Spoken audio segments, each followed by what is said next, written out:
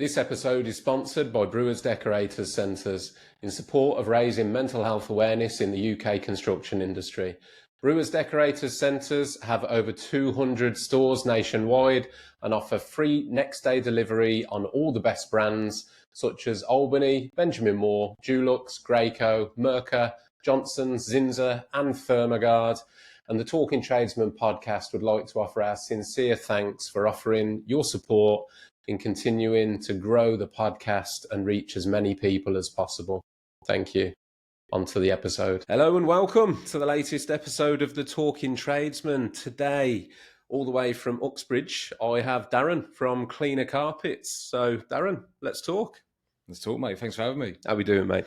Yeah, very well, thanks. Good, very well, mate. yeah. First time on a podcast, so First time, man. Tiny bit nervous, but I think I'll be fine. So. You'll be good, mate. You'll be good. So you're following on from Jake's footsteps, aren't you? Oh yeah, I know. Yeah, you've had Jake on here as well. Shout out to Jake.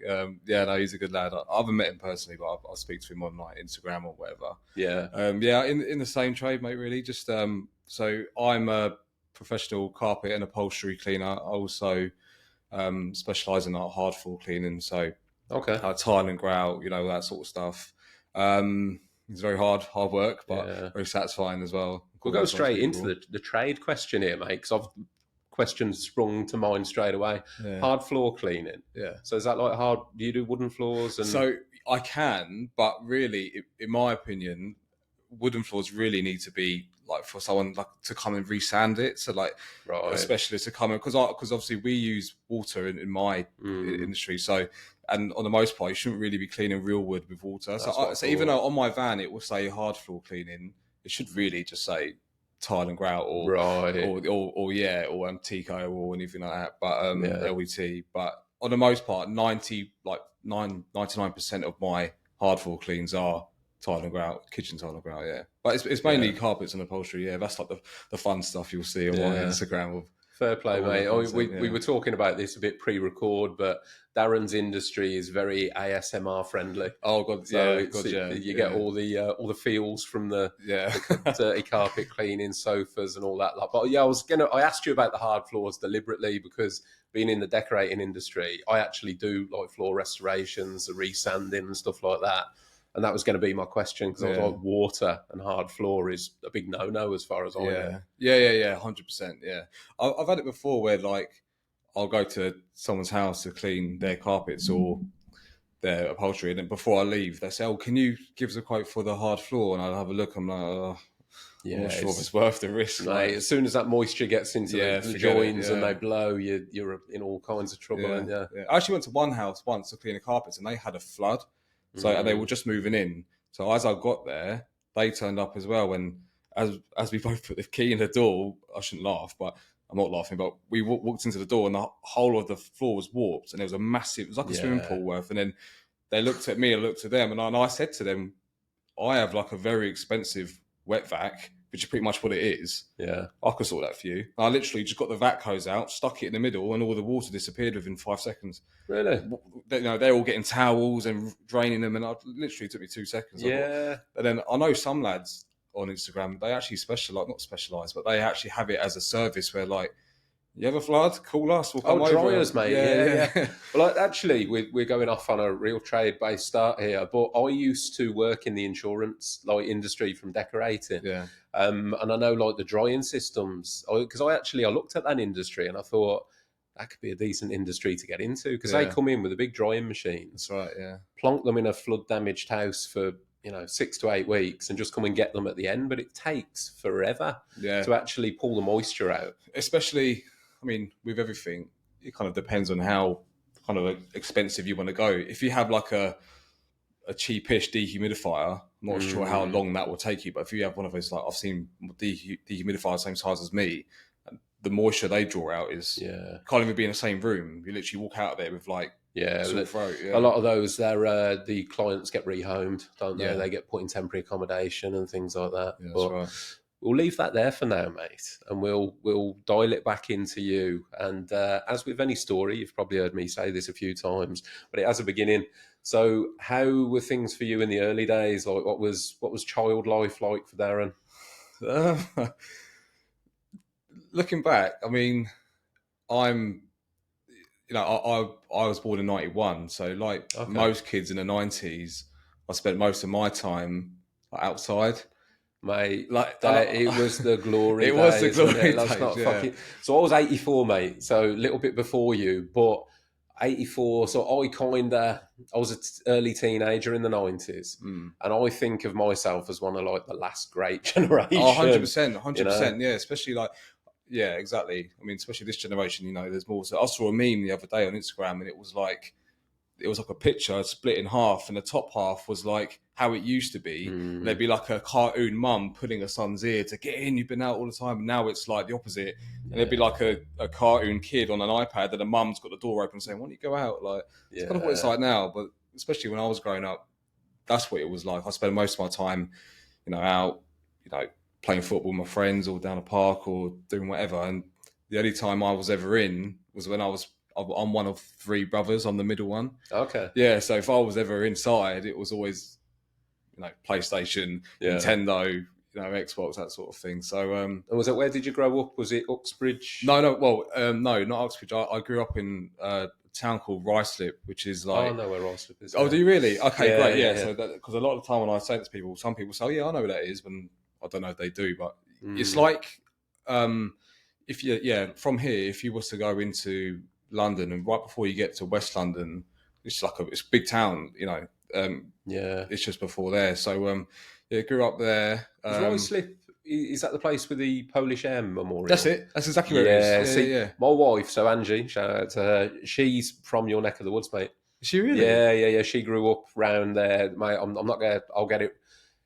Cardinal Wiseman School just come into my head. Then my memory's fucking terrible. But yeah, that was the school she went to, which it's round there. Yeah, it's round there, somewhere. Yeah. Oh, yeah. So that's basically So where Andrew was saying, the Polish War Memorial in Rice, that's like South Ruislip. So that's, if you're going to drive to Ruislip, that's the junction you come off at, and you can't miss it. It's like a big. Yeah. I used to drive past it regular in a previous life, mate. Previous life. So back when I was working as a bailiff, mate, we used to cover that area. Yeah.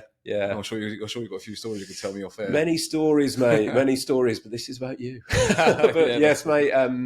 Back in that lot, so did that for 4 years. Between, I think I was 24 when I started, about 28 when I stopped. But we used to cover that area, so like Ruislip, Hillingdon, or Watford, that kind of area. I've lived there my whole life. I actually live now in a place called Ickenham, which is literally like 5 to 10 minutes up the road. So I guess it could be a bit boring. I've only ever lived in one particular place, really. I did live in Singapore because my family are from there. I did live there for a short stint from when I was about 6 to 8, maybe even less than that. Yeah, the backstory of that is basically my dad, he was kind of like promised a job out there to do with oil, like a good job, right? And so the plan was, well then we'll move out there. Or, a lot of his family out there, all my mum's family are out there. Oh, right. And so we literally said bye to everyone at school, like, hey, nice and knowing you, I'm off to Singapore. And then thank God my dad didn't sell the house. He kept it, but I just stuck tenants in there. Went over to Singapore, was there for about a year and a half, but had to go into school, had to do all that, which is a whole different conversation, how schooling is out there. Then after about a year and a half, there was no job there. The whole thing was a complete fucking disaster. So we came back to Ruislip. Literally, I walked straight back into Field End, the old school I was in. Really? And all my mates, obviously a year and a half later, were like, bloody hell, like, were you coming? I thought he was gone for good. And I was like, no, I'm back. And then I lived there ever since. So how was that, mate? To touch on that briefly, because like 6 to 8, that's quite an impressionable age. Oh yeah, gotcha. And Singapore, I'm imagining like the culture and everything is just totally different. Oh, so different. And you, prior to that, had grown up as a London kid. Yeah. So how was that going over? Man, the difference is unexplainable. I mean, especially, academically, academic-wise, very different. Like how schooling is here isn't like how it is there. So, for example, I remember when I was out there, they call it like Key Stage 1 and Key Stage 2, which I guess is like the equivalent of, I don't know, year 1 and 2 here, just say. And I remember once, like, you have to learn Mandarin in Singapore, which, So did you have that at home growing up? Like, do your parents speak Mandarin? No. It's not like that at all. No. But my parents are, speak fully English. They speak like myself. Okay.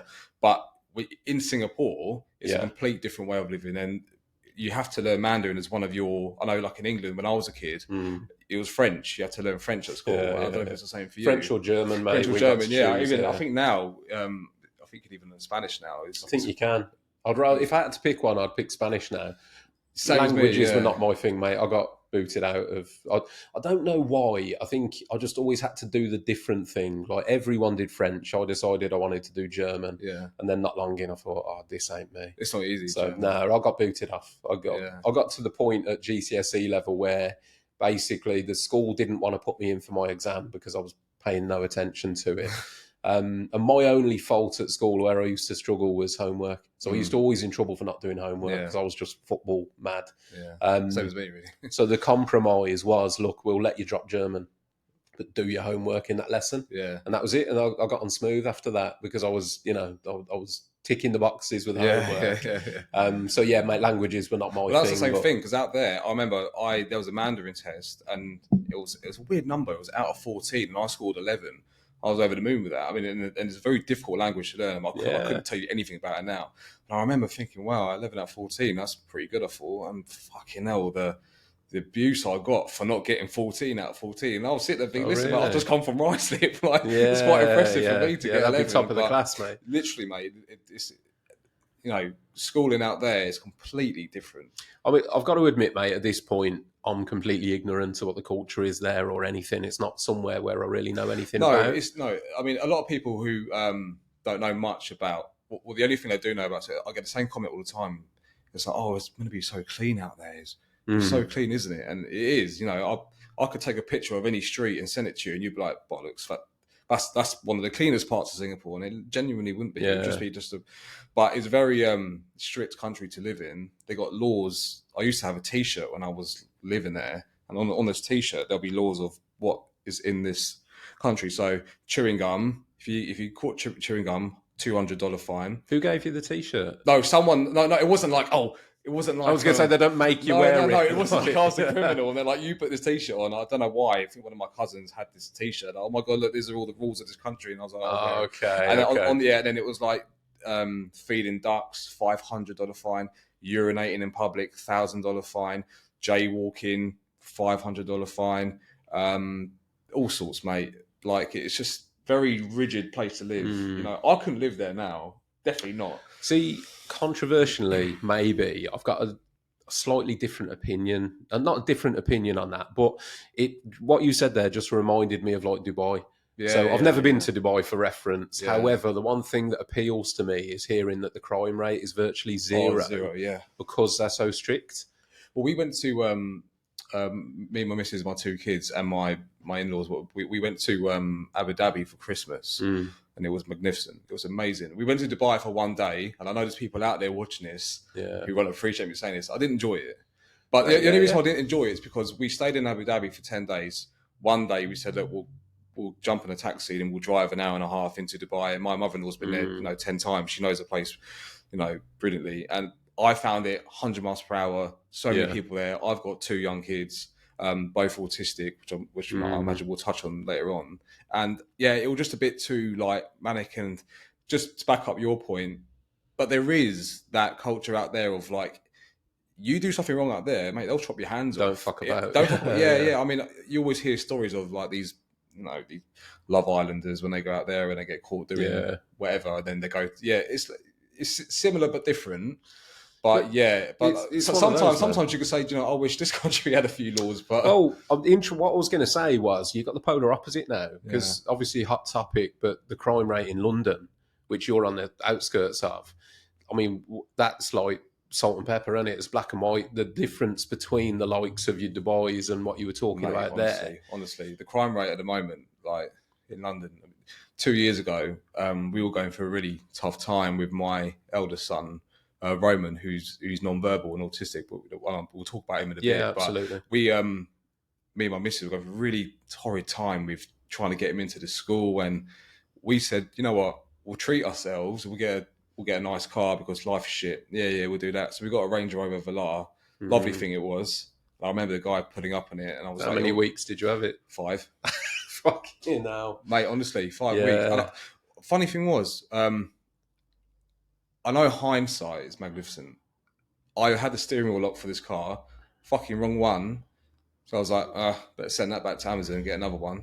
That night, car's gone. But what happened, I was working in London, Highgate, and I don't often work late, but a lot of the time in my job, sometimes I would have to work late because this particular client has the house empty for one night, or, it's best to do it when no one's there. And there's always 100 reasons, or I can't fit you in, so maybe I'll just come after work. So there's always reasons why I have to work late.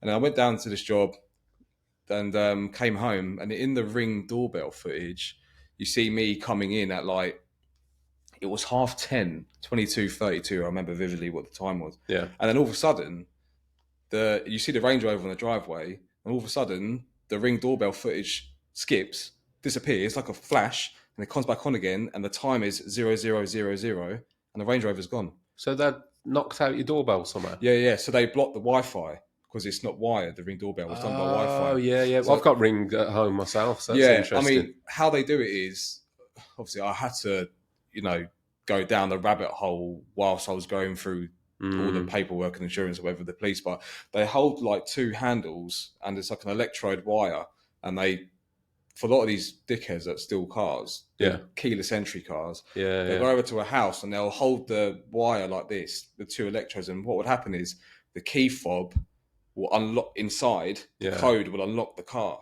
So once that connection's made, the car will unlock, they'll just jump in and drive off. Yeah, literally, it happened within... So that was a really hard time. Anyway, just to go off track. How long ago was that? This was in August 2022. Not that long then. Interestingly, the reason I say that is I saw a video recently, and when I was on the Trade Legends podcast, we were talking about it.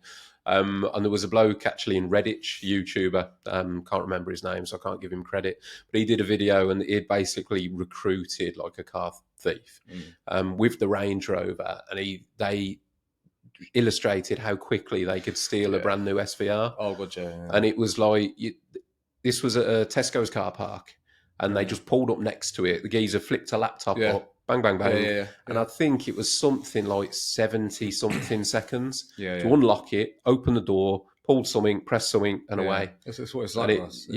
Well, from what I've heard now, you can't insure them down there. The insurance is mental. No, I won't mention any names in case they're listening, but I know a couple who bought a Range Rover. This is in 2023, and their insurance quote compared to what they were paying for their previous car, or they may have had it already, but that particular year the insurance quote's gone up so much because so many have been stolen. To a point where they're like, they can't even have the car.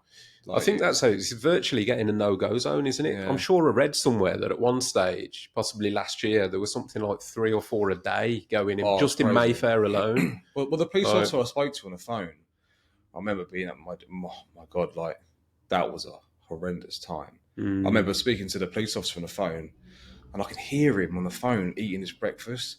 And I know this sounds like not like a big deal, but obviously I've just had me and my missus have had a 50 grand car stolen. I'm like raging. Yeah. I'm on the phone to the police officer, and Russ, honestly, he's sitting there and he's like, well, I don't want to chew into the mic, but he's basically saying, well, loads of these get stolen a day, mate, so I doubt you find that back. And I was thinking, mate, my fucking tax money pays for your wages. Like, I remember just felt so helpless by the police. And I went to Cyprus, and then was in the water park in Cyprus, and we had spent the whole time on the phone because there's so many like insurance scams out. They wanted to double check that we wasn't in on it. So my neighbour, who has actual CCTV footage, but not like a Ring doorbell, the shot he had, you couldn't really make out how it all happened. All you see is a pair of white trainers and a bloke like walk into but that was a really shit time. But let's be honest, mate, they don't give a shit. The police don't give a shit, whether it's resources or whatever, but car theft,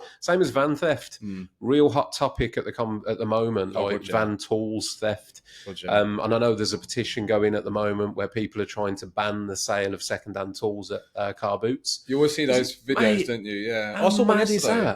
I saw one yesterday when I don't want to generalise, but the one video I saw, this Eastern European guy, and he had a big market stall out, and mate, he had everything you can imagine.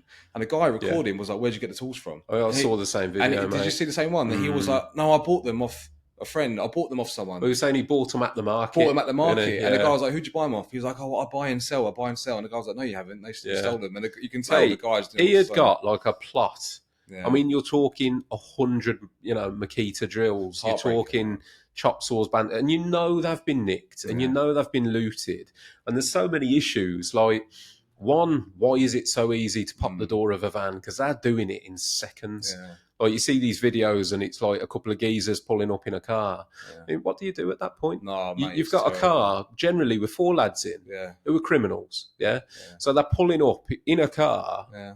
And you're talking 90 seconds tops. Yeah. That, I don't know what tool they're using, but they blow a hole in the side of the door, door's open, tools are gone. And again, the response, the police are doing nothing.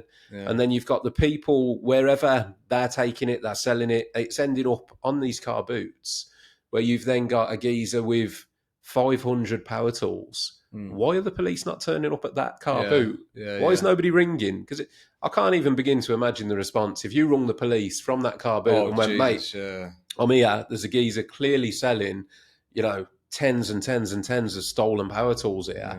I mean, half of the power tools have got people's initials on. Oh no! My brother-in-law Charlie, he's a builder, and he had some tools that belonged to his late grandfather, and he was in bed one day, and he's a light sleeper anyway, because he's always like checking if someone's going to break into his van or whatever. But one day they broke into his van and they stole all of the tools his grandfather passed down to him, who died.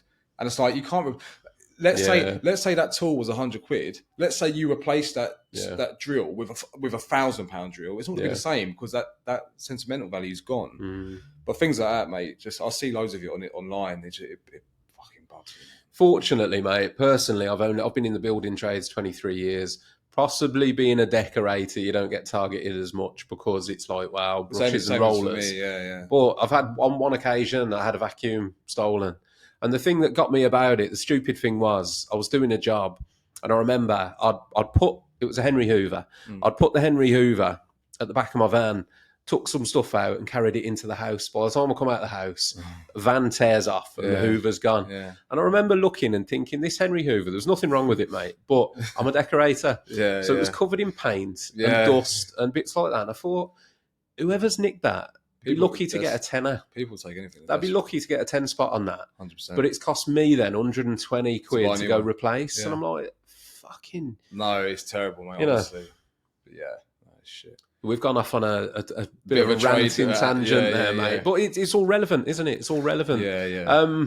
Let's pull it back, mate. So Singapore, you were there for 18 months to 2 years. Yeah, I wasn't there for that. I wasn't there that long. And then I moved back to Rice, and then I loved school. I was really, believe it or not, I was really academic in primary school. It was only when I went to secondary school where it all went to shit. I just started, I loved secondary school as well. I loved it. I loved seeing my mates, and I was always in the middle, as in terms of like academic wise. I was never like at the top of the class, but I wasn't never at the bottom struggling. For the whole time I was there, I was always like the intermediate part, Love school. But then, as soon as I got to in fact, when I was 15, I mean, this is highly illegal, but my first ever job, as a person, I've always been like grafter, love grafting, love working, always love hustling, love making like money, whatever. And even for like the earlier days, me and my mate Chris, we would go like knocking on people's houses, carol singing for money around Christmas time. And it was so shit. People just give us money to fucking leave. They want to give us money because of our vocals, And or like we'd get like a Phillips flathead screwdriver, we'd knock on people's houses. Oh, do you want me to get rid of your weeds for you? No, yeah, go on in. And then we'll be on our hands and knees, like getting all the weeds out of the bricks outside. Then we'd get like £1 for it. Loved all that stuff, mate. We'd come home and I'd have like a whole pot of like 50p's and pounds and stuff. And I'm only like 12. This is amazing. Mate, I love that. And when I was 15, I'm not sure around here, Russ, if you have goals and Power League, right? Yeah. My first ever job was in goals. So this is like the start of my working career. Okay. Highly illegal. You shouldn't be working when you're 15. So, but what happened was my friend Darren used to work there before, and he said, look, Daz, we need someone to fill in at work at down goals. I said, okay, we're doing what? And he said, well, you'll have 2 jobs, but one of the jobs you'll be a party host for the kids, right? So I thought, okay. So I turned up there and I said, right, Darren, here's 30 quid. And it's that kid there with the Chelsea kit. It's his birthday. So it'll be an hour. They're playing football on the pitch, and I'll be the referee, and I'll just make sure his team wins. Every time I get the ball, I'll be like passing it to him. Yeah. It's quite fun. And then like he'll, and then when they all go for lunch after, I'll have to all give them a sheet of paper. They'll choose what they want to eat, and then none of them ever said pizza. So I'd always say pizza because then they get it ordered in from the shop next door, and I'll just eat the whole thing. But they always say hot dog and burger, right? So that was that. But then in the evenings, I would be a referee in a men's league, and this was like the beginning of like toughening me up for the real world because that was horrendous. Yeah, mate, absolutely horrendous for us. Because you have to imagine, I'm not sure if they play down goals or power league, but they're all fucking idiots. A few times, mate. Yeah. Mate, it's terrible. Like it's just blokes who, shit at football or they're good at football. They play down there. Misses have been annoying them. Kids have been doing their nut, and they take it all out on the football. And they life just and death, mate. Isn't it? Exactly, mate. Yeah, and especially if it's like a league or like a game. And I used to have a whistle and like a little sheet, and the games would only go on for half hour, so it'd be like 15 minutes per half, right? But I've had it with like when you're a referee, there's no one on your side. So you'll have one side for this team, you have another side for the other team. They bring their entourages, and you're just a kid in the middle with a whistle. Everything you do, mate, it's oh, it's a foul. How the fuck's that a foul? Oh, the ball went over head height. How the fuck? It's not my fault. I'm short. Like I've had it when people have like erupted and had full-on riots. And I've got maths in the morning, and I'm just there like with this whistle. And I've had people like offer me out. One guy took his shirt off and was trying to like, and all the other pitchers had to stop, and all like the older refs had to come in and help me. Like I was just thinking. So that was when I used to work out goals. But like I said, I was still at school. It wasn't even year 11. This was when I was in year 10. But I loved the money because it was, to be fair, it was £30 a night, which back in them days, this is like 2006, 2007, was a lot of money. And but me and my mate Darren, we'd go out and spend the whole thing on pizza after. And my dad would come in some days. He'd be like, oh, "Where's all this money you earn if I'm on this job?" And I'm fucking sitting there with loads of pizza boxes. Like, "Oh, what's gone on this?" So that was that.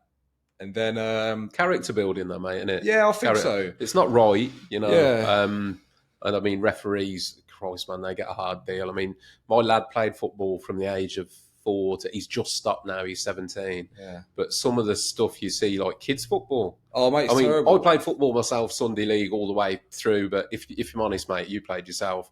You don't pay attention to the ref when you're playing. No. But as a parent, when you're watching your son, they're the worst. And a lot of the time, mate, they're the worst. Yeah. On one occasion, my son's football team, I mean, it ended up in the Sun, the newspaper, because a game got abandoned because parents fighting. It's very common. It was very common in mad. my ship as well. It used to happen a lot. Yeah, it's just, I've had it before.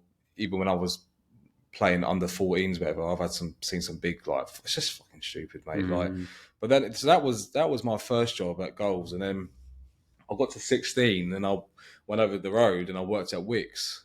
So obviously you're a tradesman, Russ. You know about Wicks, and I was there for 3 years. Loved it, weirdly, because it's just like it's not really a job for life. It's just a shitty job while you're at school or sixth form, before you do something you really want to do. But some funny times there. That was again character building. So I used to have all sorts of people come in. I mean, one time, these two massive blokes walked in. Funny enough, I only just started. Because in the beginning, before you start there, it's like going back to school again. Funny enough, I was already at school. To learn DIY, they will give you these books, and you'd have to learn what silicone is and learn. Yeah, you have to go around the shop with a little like a little pen and paper, and you'll be writing down different paints. And you'll be writing down, different timbers. We used to have something called the OPC, which is like the Outdoor Project Centre, and you have to write down all different lengths of. Anyway, all bullshit. But eventually, you go on. Like, gives you a good bit of base knowledge. Yeah. And one of my first days there, I was there, and these two massive blokes walked in, and I'll never forget it. Like huge fellas, right? Plumbers, went straight down to the plumbing aisle. And Russ, you've been to Wicks, right? So they're not trolleys you push like in Sainsbury's, but the ones you pull. You've got the big stick, and you pull them. Yeah. Went straight down to the plumbing aisle, and they were picking up like these big packs of copper, 12 packs, like 10 foot long, and they were just lobbing it on the trolley, right? And then I'm thinking, how the fuck are they going to move that? It's so heavy, right? And then one of them puts a boiler on top with the security tag on, puts boiler on top, and I'm interested in how they're going to move this trolley. So Yeah. one of them's pulling it, the other one's pushing it. I'm sort of following them because I'm not for any reason. I'm just interested to see how the fuck are they going to get this into the van.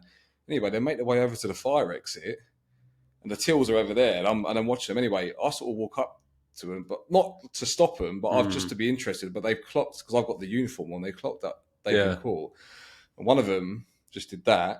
He opened up his jacket and he had a big axe in there, and the other one, he pulled out a Stanley knife, and he looked at me and he said to me, I can't remember exactly what he said to me, but he basically said, "Look, we're taking this, and you're not going to fucking do anything about it."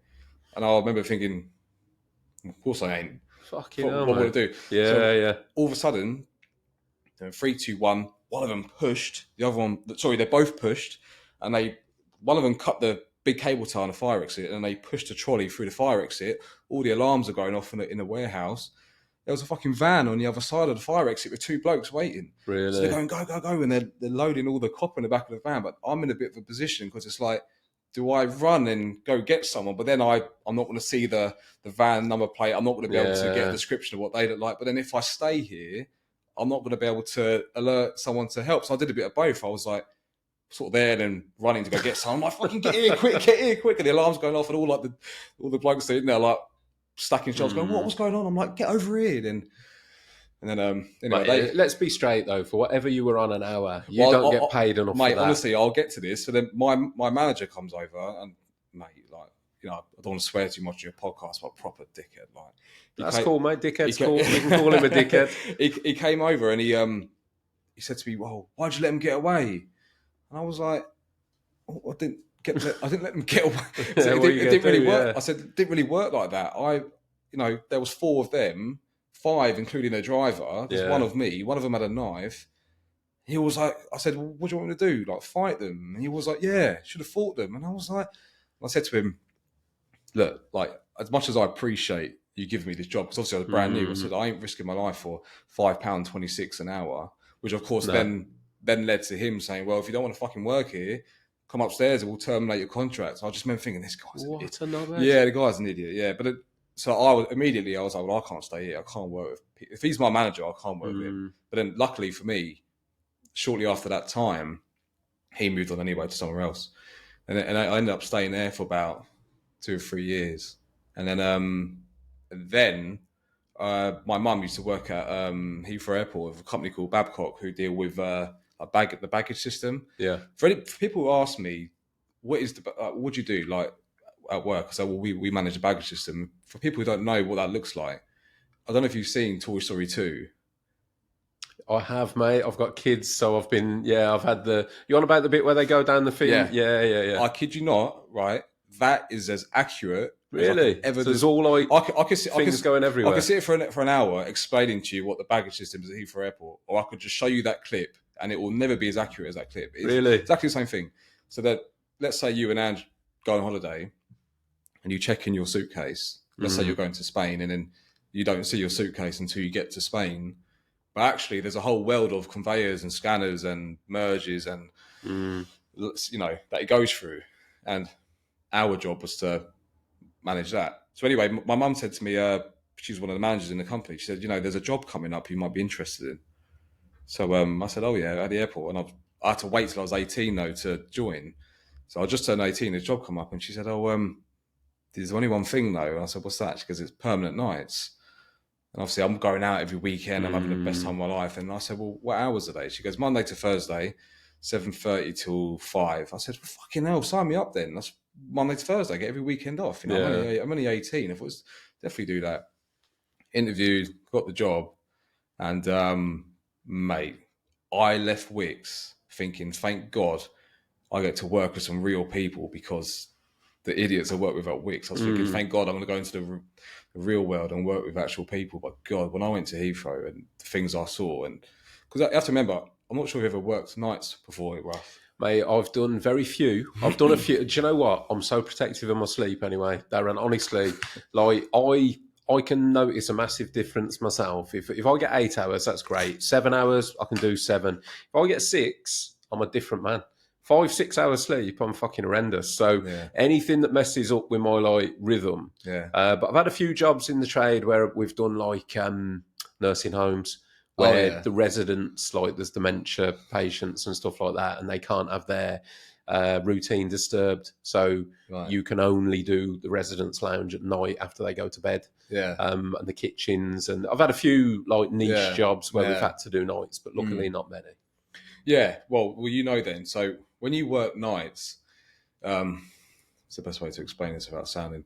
You get the funnier people, you get the weird people that work nights, right? So anyway, one of my jobs. So again, our job was to clean the baggage system. So whenever a bag will go on a belt, over time there'll be a build up of labels and tags and straps and all that shit. And me and a few others, our job was to go in and clean it all up to prevent fires. But so were you guys, just out of interest, were you guys anything to do with the scanning system?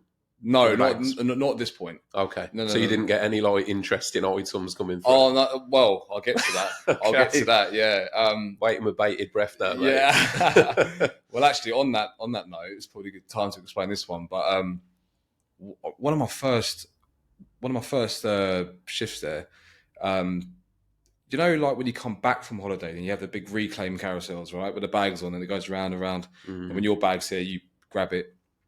So one of our jobs was we had a 3-week rota. So 1 week will be clean all the reclaim. So you get inside the reclaim. Yeah, you get inside. So there's like a big latch. Okay. So you get on top, you isolate the reclaim so it doesn't turn on. You go on top, you'd open up the latch, and then you get inside the machine. And it's just a big open area. And then there's like the belt that goes round. First few days I was there, and I'm new, I'm trying to be like work really hard, I'm trying to make friends or whatever. And I was the youngest one there by miles, mate. I was 18, and the oldest one there after that was 28, 30 onwards, and then 40, whatever. So I was just a kid, mate. I was 18. Got inside this big reclaim, and then first thing I found was an iPhone 4. And I was like, I'm not supposed to throw this away. So I thought, let me put it in my pocket for now, and I'll deal with this later, and I'll ask who I'm working with, what do I do? So anyway, bag it all up, and then when we finished, I said, look, I found this phone. Like, what should I do with it? And don't judge me on this, but because I was young. But they said, you're going to throw it away, aren't you? So it's your phone now. I said, what do you mean it's my phone? What want to do with it? So just keep it. I said, is it not someone to hand this stuff into? I said, well, if you hand it in to BAA, they're the people who run the airport. They're just going to take it. So I said, okay. So I put the phone in my pocket, and I didn't keep it. I just sold it to CEX, and then I bought an Xbox with it. And then following month, back at the reclaim hall again, same thing. Went inside the reclaim hall, bagging up all the shit. I come across an envelope with €300 in. I'm thinking, well, now I ain't got to ask any of these lot what I need to do with it. So I just kept the money, and then job bonuses, mate. Well, yeah. Well, I tell you what, the job was so shit. I looked at it like it was my bonus, and then there was like, yeah, €300 in, which nowadays probably doesn't sound like a lot of money, but this is a lot. Like 2010, literally got finished work. I called all my mates up. I said, listen, we're going to go to Zante. I've got the money for deposit. So paying in euros. Yeah. So I went to randomly, I don't know why. Back in the days where you have to go into like first choice to book the holiday. Now it's all online. Yeah. So you used to go to like a travel agent and sit down with them. I love that though. Yeah. I love that. Now, I mean, you book everything online, but that whole experience of like, you go in and they've got like, it smells of coconuts in there. Yeah. You know what I mean? The old school travel agent. There's still a few dotted about. I don't know anyone that uses them. But yeah, I enjoyed that. I haven't done it in years, but yeah, a bit of nostalgia there. But then I went into this one in Watford, and then booked the holiday. Said to lads, listen, I've got the deposit. Don't worry about it. I changed the euros into pounds. There's a deposit, paid in cash, and we went to Zante with that, and as a deposit, obviously. But then don't get me wrong, there were days where it was rough, and I would find stuff. So one occasion was I opened up to reclaim. Got inside, and mate, immediately I'm hit with this stench. Like, mate, it stinks. And I can't see anything too obvious, like what the smell is. But like, honestly, Russ, some days, like, if I close my eyes, I can still remember what that smell was like. It was horrible. And I remember I got inside this reclaim, and you're on your literally on your hands and knees, because it's about that big. So you have to crawl around to bag everything up. Yeah. So you get like a bag, you get a dust mask, you get overalls, and you get like something called like a flicker. Out of interest, mate, how's the stuff getting down there? So there's gaps in there? Exactly, right? So a suitcase will open up, all the contents will fall out, Right. Which sounds like it happens a lot. It's very rare. I mean, how many times have you been on holiday and you come back and see an open suitcase? Never. Well, rare now. Yeah, Yeah. I think years ago it used to happen a lot more, but Yeah. And then so little things will fall through the gaps, but on the most part, it's just a Mm. build up of like tickets and straps. But you'd find the odd toothbrush, all this stuff. You just throw it all away, because if you don't bin it over time, the debris will build up, and then it could, you know, there's a risk of a fire or whatever. But anyway, going back to this particular day, got on this reclaim, absolutely stinks, stench is horrendous. I'm looking around by myself, because really you just do one and your friend will do one and the other guy will do the other one. And then I can't see anything like too obvious why this thing stinks. I'm looking around anyway. I start bagging up all the rubbish, going a big circle. And as I finish, I can see in the distance, like there's like a white bag, which I must have missed. So I thought, oh, maybe that's where the smell's coming from. Maybe that's what stinks.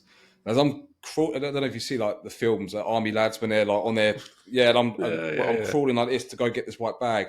And as I'm getting closer and closer to it, the smell's horrendous. And I'm thinking, oh mate, it's definitely whatever's in this bag what stinks. Grab the bag, it's quite heavy. Put it out.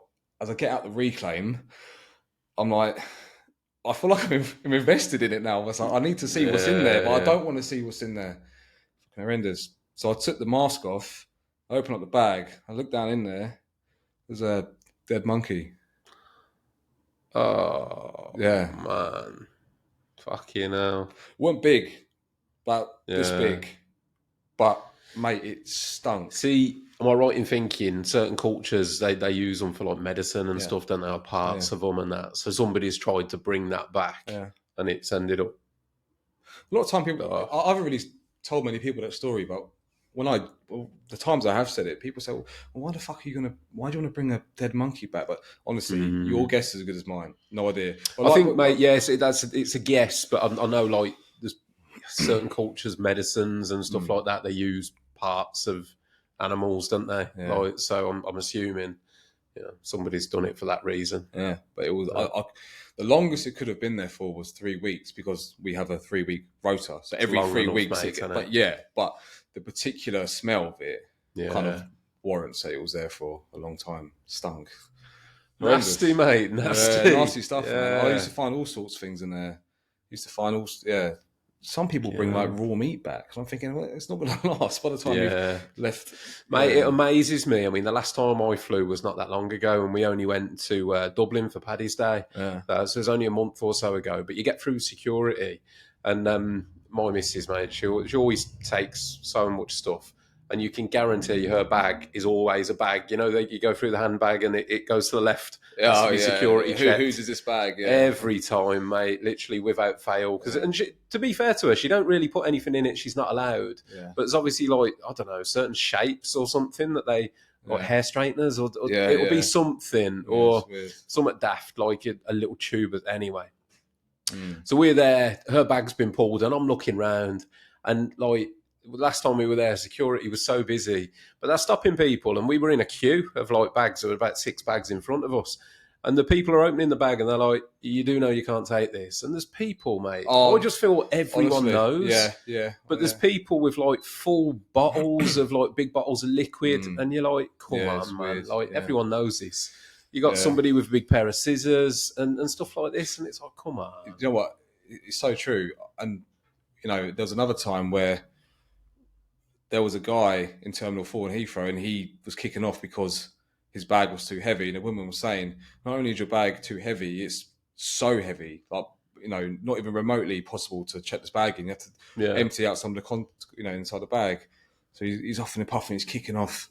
Anyway, he pulls aside and he opens up his bag to take out something. Because a lot of the time when this happens, I've seen it a lot, people just take out weight in their bag and they just put it on their rucksack, or they'll just wear it, or they'll just hold it, because it's just all you need to do is just make it lighter, 23 kilograms, possibly 26, even to pay the extra, whatever. Anyway, this bloke opened up his massive suitcase he had, opened it up, 40 kilos worth of baked beans, nothing else. not a pair of pants, not a pair of pants, not a toothbrush, nothing, Russ. Just a whole. If you're asking me how do I know, because my job was to close the the desks down, so I can't close this desk down until he finishes his bag. So I'm standing there with the radio just watching him. But yeah, the whole bag, he had 40 kilos worth of baked beans. And I'm thinking, he was kicking off when he had to bin them. He was like, oh, I'm thinking, fucking Did he have to bin all of them? Or well, he couldn't take them because obviously if you shove so many baked beans, firstly, you can't even take them through because under 100 mil, isn't it? And the cans are this big. So that caused problems. But also, you can't take a whole suitcase worth of baked beans in your hand luggage. So he was trying to do hand luggage. No. It was a suitcase, but he was trying to save the baked beans by putting them in his hand luggage. Yeah, I know. So you had some weird people there, honestly, mate. But again, what possesses people, though, mate, to go? Do you know what? I mean, I guess the man likes his baked beans, and wherever he's going, they don't have them. It's like you go to America and they're not Heinz. Yeah. But man, I don't know what possesses people to think that they're going to get away with that. It's crazy. But, it has some funny people there. God, all sorts. And but anyway, I did that job for 4 years, and then I ended up moving into the operational side of things. So that was like the physical side. And don't get me wrong, there'll be loads more stories of that kind of stuff. And then I moved into the other side, which is all office based. So like, I would work in the control room. So we would manage the baggage system on through data and whatever. And it's all just boring. Like in the films where you see like a big control room and there'll be loads of screens, and then when it all kicks off, everybody goes to the control room and there's like the big monitors on the wall. Basically that. Literally just like that. But I was there for 6 years, and then that's what led me into what I'm doing now. So if you're wondering how I transitioned from working in a desk to doing all that to becoming a carpet cleaner, was basically my mortgage was expensive. My little boy was born, Roman, and childcare for him was through the roof. And I used to do 6 days on, 4 days off. And I remember I said to my missus at the time, listen, I might start a side business. So this is just before COVID, and this part's important. So I might start a side business. And she was like, what, side business? I said, yeah. I don't know what yet, but I reckon I could work 6 days at the airport, have 4 days off, do the side business work for 4 days. You can quit your job because she wasn't happy at her old job anyway. She used to work in IT, and my missus is like extra savvy. Yeah. Like, honestly, like clued up to fuck. And so I said, well, maybe for now, at this stage of our life, like you quit your job, we save £1,100, £1,200 a month on childcare, then I'll just work like a dog on my days off doing this side business. She said, okay, yeah. She was like, all right, well, we can talk about that. Well, let's think about your side business first, if you were to do that. All right. I was at work one day and I saw this advert on the screen for carpet cleaning, which has nothing to do with what I do now, completely different. And I remember looking at that thinking, I'll be good at that. I think I'll be good at that because I'm quite an OCD person, but not... No, I'm a clean person. I have an eye for detail. I mean, if you come to my house, Russ, and you open my fridge, you're not going to see 10 cans of Stella all fucking lined up. It ain't like that. It's not like that. I'm a very particular person. My Mrs. Ellie, she said to me all the time when she first met me, she'd come to my dad's house where I was living, and she'd go into my room, and for most 19-year-old lads, nothing looks as perfect as this. I'd have all the DVDs lined up, and I'd have the bed always made, everything was clean. She'd be like, fucking hell. And anyway, going off topic, but I thought, carpet cleaning would be good. Maybe I'll try that. So then anyway, COVID happens. I get furloughed, which is the biggest news ever because I didn't really have a plan after this. And I was thinking, shit, like they could actually get rid of me here and I've got no plan B. So I thought, you know what, let me take the side business seriously in case they ever got rid of me. So what happened was I decided I was going to go ahead with carpet cleaning. There was jet washing, there was oven cleaning, there was this and that, painting, decorate, whatever, plastering, scaffolding. I love to do those two, but that's another story. But then, I chose carpet cleaning, and then but I had no money to get all the stuff. So how the fuck am I going to start the business up? I was furloughed, and that was a really tough time for me because I moved out of my flat, moved in with my in-laws, which I appreciate massively because there was no way I would have been able to survive because my youngest boy was about to be born in COVID. Okay. So I moved out of my flat. Mrs. is heavily pregnant. I already have a 2-year-old. Moved into my in-laws' house, so they've got a big house. And but obviously, for anyone who's done this before, it's not the same when you move into your in-laws because you know it's their house and it's like, You want your own space. you Mate, want your own space, but also for them, like I'd be really like struggling to clean everything up because I was, and to be fair, they probably didn't care that much, but their house is immaculate, and there's me and Ellie turning up, and there's like fucking Aptamil and bottles of milk and shit everywhere. Like I couldn't deal with. So I was only going to be there for 6 months, so we ended up being there for about 18 months. I was there for a long time, maybe a bit less. But this is the point where I was proper low, like because I've left my flat. I don't know if I'm going to keep my job. It was COVID. I was drinking loads because there's nothing to do. And I know a lot of people start drinking. Mate, I've heard that. A few guests that have come in, you know, the one that springs to mind straight away was Joe, Second City Screed, and it was a turning point for him. Yeah. Same thing. It's that I didn't experience it that way. We've all had this different experience of that period of time. Yeah. I worked all the way through because... again, like even me and Ange, like me and my wife had totally different experiences. She owned a salon that got completely shut. Yeah. So she was like completely at home. But what that meant for me was I had to make sure I was at work. Yeah. So I was lucky enough, I was fortunate that the building trade never got told that you can't go in people's houses. There was no point when they said that. Yeah. So I actually worked all the way through. Initially, I had a few empty houses, and then, you know, the landscape kept changing. But I worked all the way through COVID, if not worked more.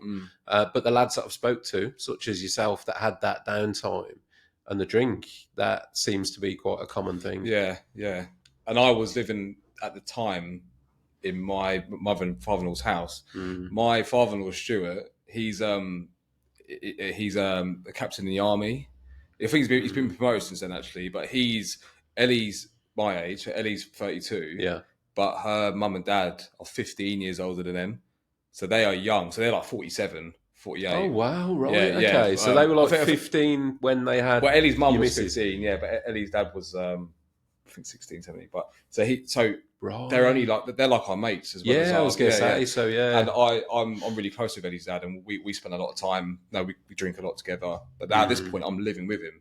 So I'm not saying it's his fault that I was drinking it by any means, but there was nothing else to do. So and he's really like me. You wouldn't fucking think it, but into the gym and whatever. So we'd be exercising all day, and then in the evenings we'd have a few beers or a few gins or whatever. But I remember at one point, like I was drinking because I was feeling like proper down because, like I said, I'm someone I need to have purpose. Do you know what I mean? And I was waking up every day doing nothing. I didn't know if I was going to keep my job. I had plans for the side business, which I don't even know if that's going to happen now because I don't know if I'm going to still keep my job. And that was for 3 months we were furloughed. Obviously, in like the WhatsApp groups at work, you're like, oh, apparently they are going to keep us, but not him. And it was like gossiping and speculation. And I was thinking, oh no, they'll definitely keep me because I've been there for 10 years and whatever. So then, but yeah, I remember one day I called my dad up, and I'm not really close to my dad. Don't have like a good relationship with him, but I can still call him, and I don't really often see him, even though he still lives in Ricep. I could still see him whenever I want. But I called him up, and he answered the phone. I said to him, "Look," I said, "Dad, I need you to lend me some money." And he said, "Oh, right, okay, what for?" And I said to him, "Oh, I'm going to start my own business." He was like, "What?" I said, "Fucking no, you're not." Because no one in my immediate family is self-employed. Okay. So me, my mum, my dad, my 2 brothers, like everyone, we've only ever worked for companies. Yeah. And there's no one apart from like, you know, my dodgy uncle who's been in and out of prison, who's a builder. Like, but there's no one really like who's ever been self-employed. So I told him, have this idea, you know, Ellie's going to give birth any day now. I need another job in case they get rid of me. I'm going to start up a carpet cleaner business. You'd already got your first son at this point. Yeah. So you had a flat.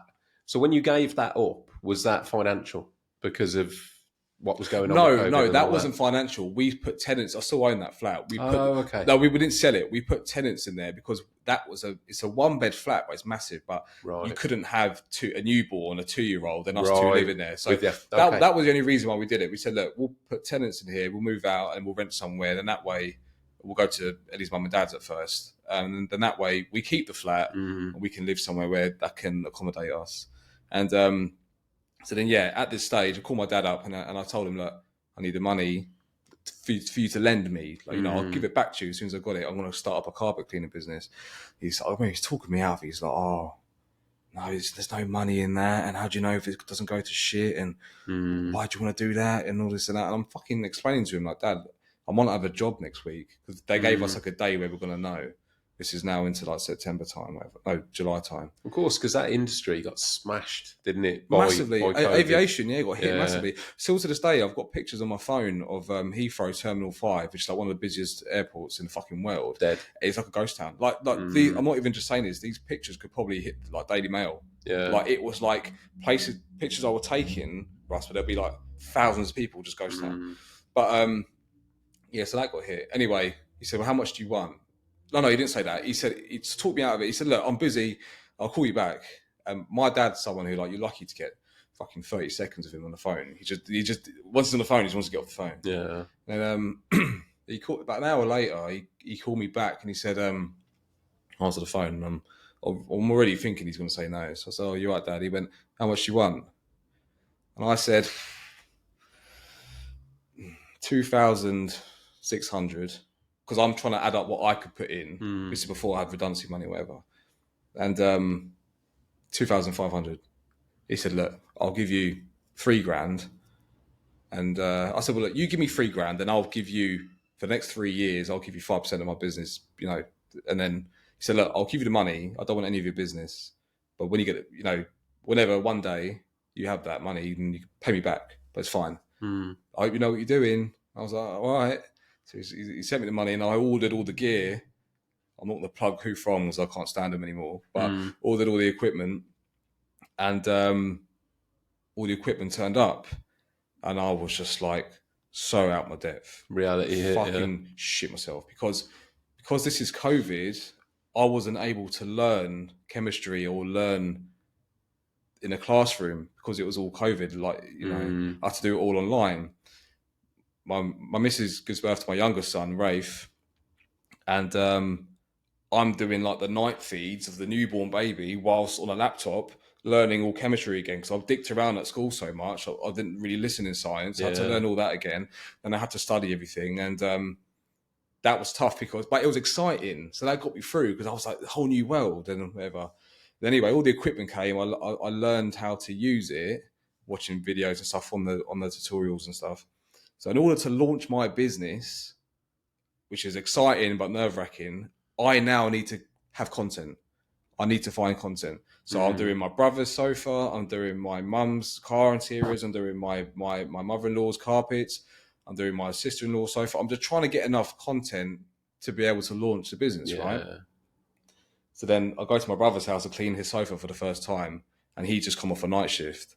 So he's like laying in bed. He's like, you crack on, and I'll lay in bed, and I'll see you later on. He let me in, so I'll do it for free. I need to clean the sofa so I get the content. Fucking fired out the machine, Rush. Yeah, my brother like jumped out of bed. It's so loud, honestly. And if the machine's inside, the sound just bounces off the walls, right? So anyway, I'm cleaning the sofa. I'm recording. I'm thinking this is amazing. This is all by myself, no help from anyone. And still to this day, it's so weird.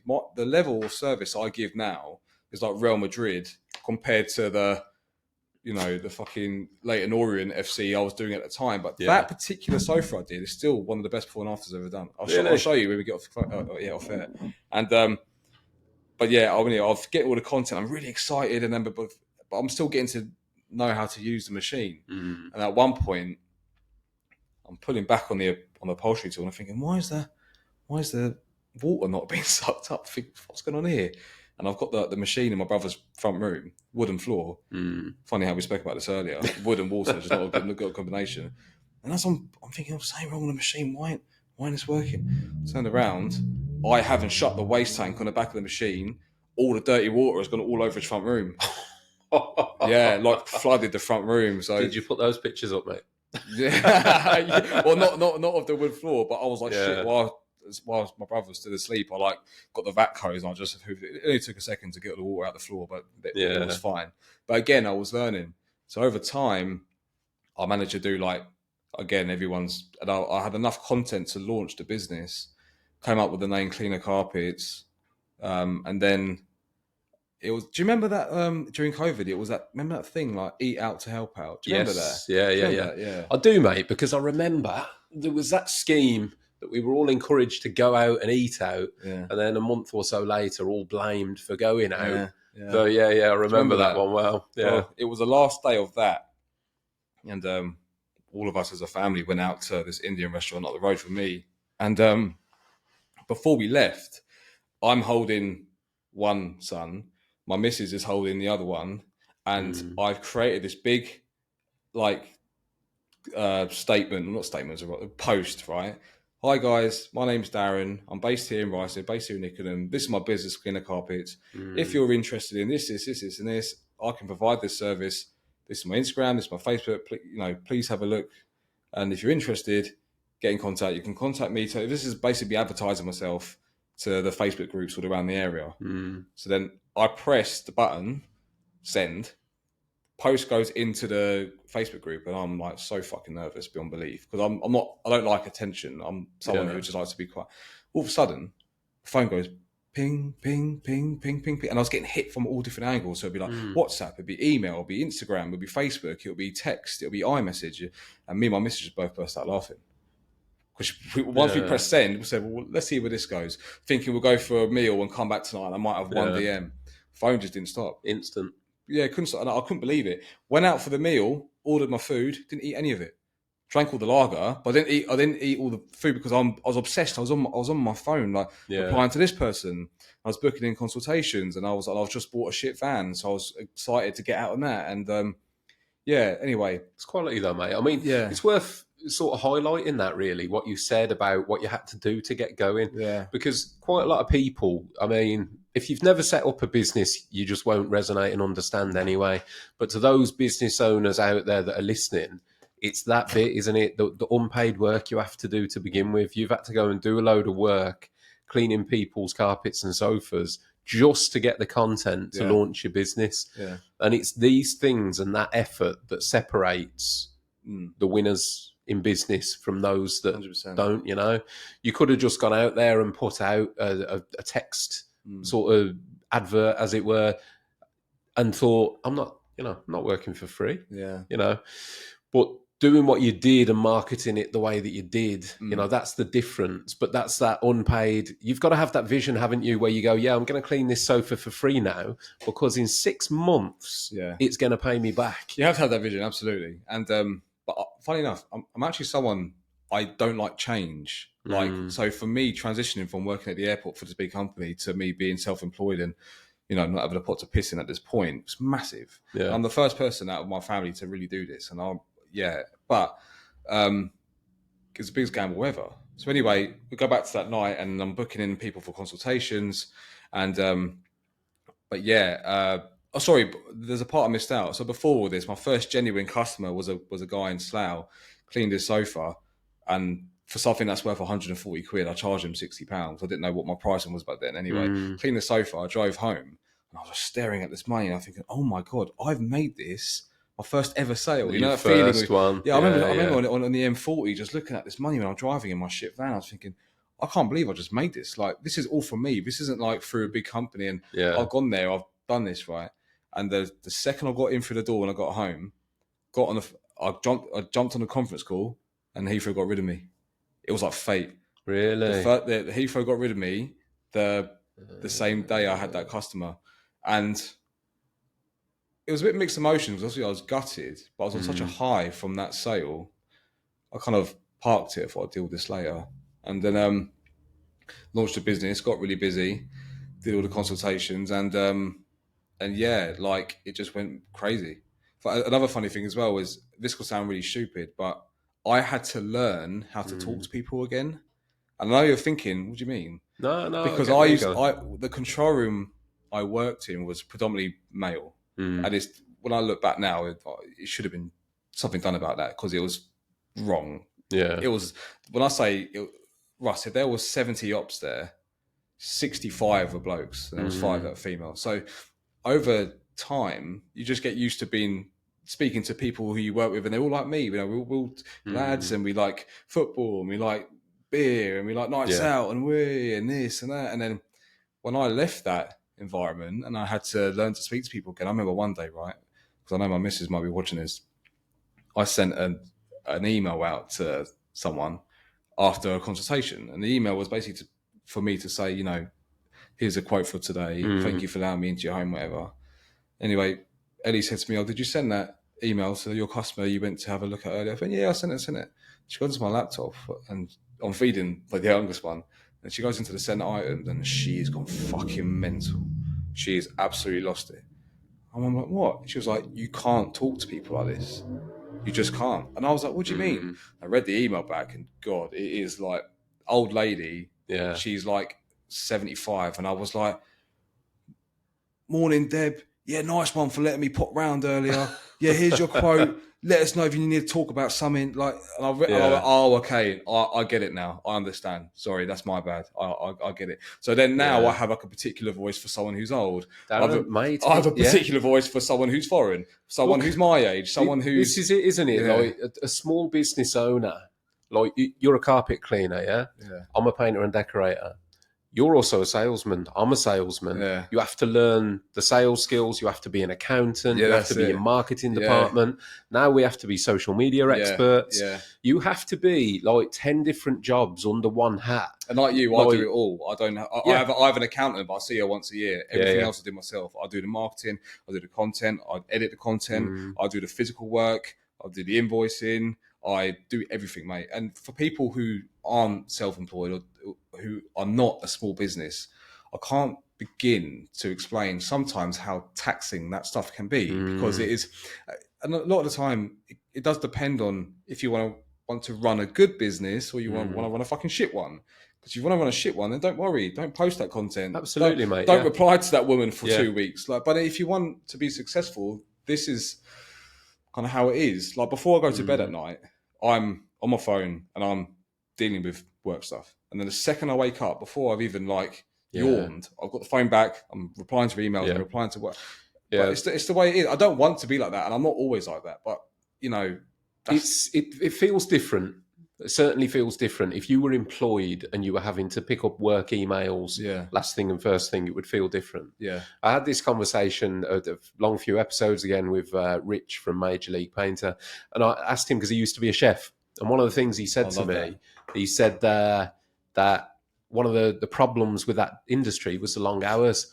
I sort of said, well, how many hours did you do? He was like, easy 80, 90 hours a week. And I said, well, how many hours a week do you do now? And you got your own business. And he went, loads less, maybe 40.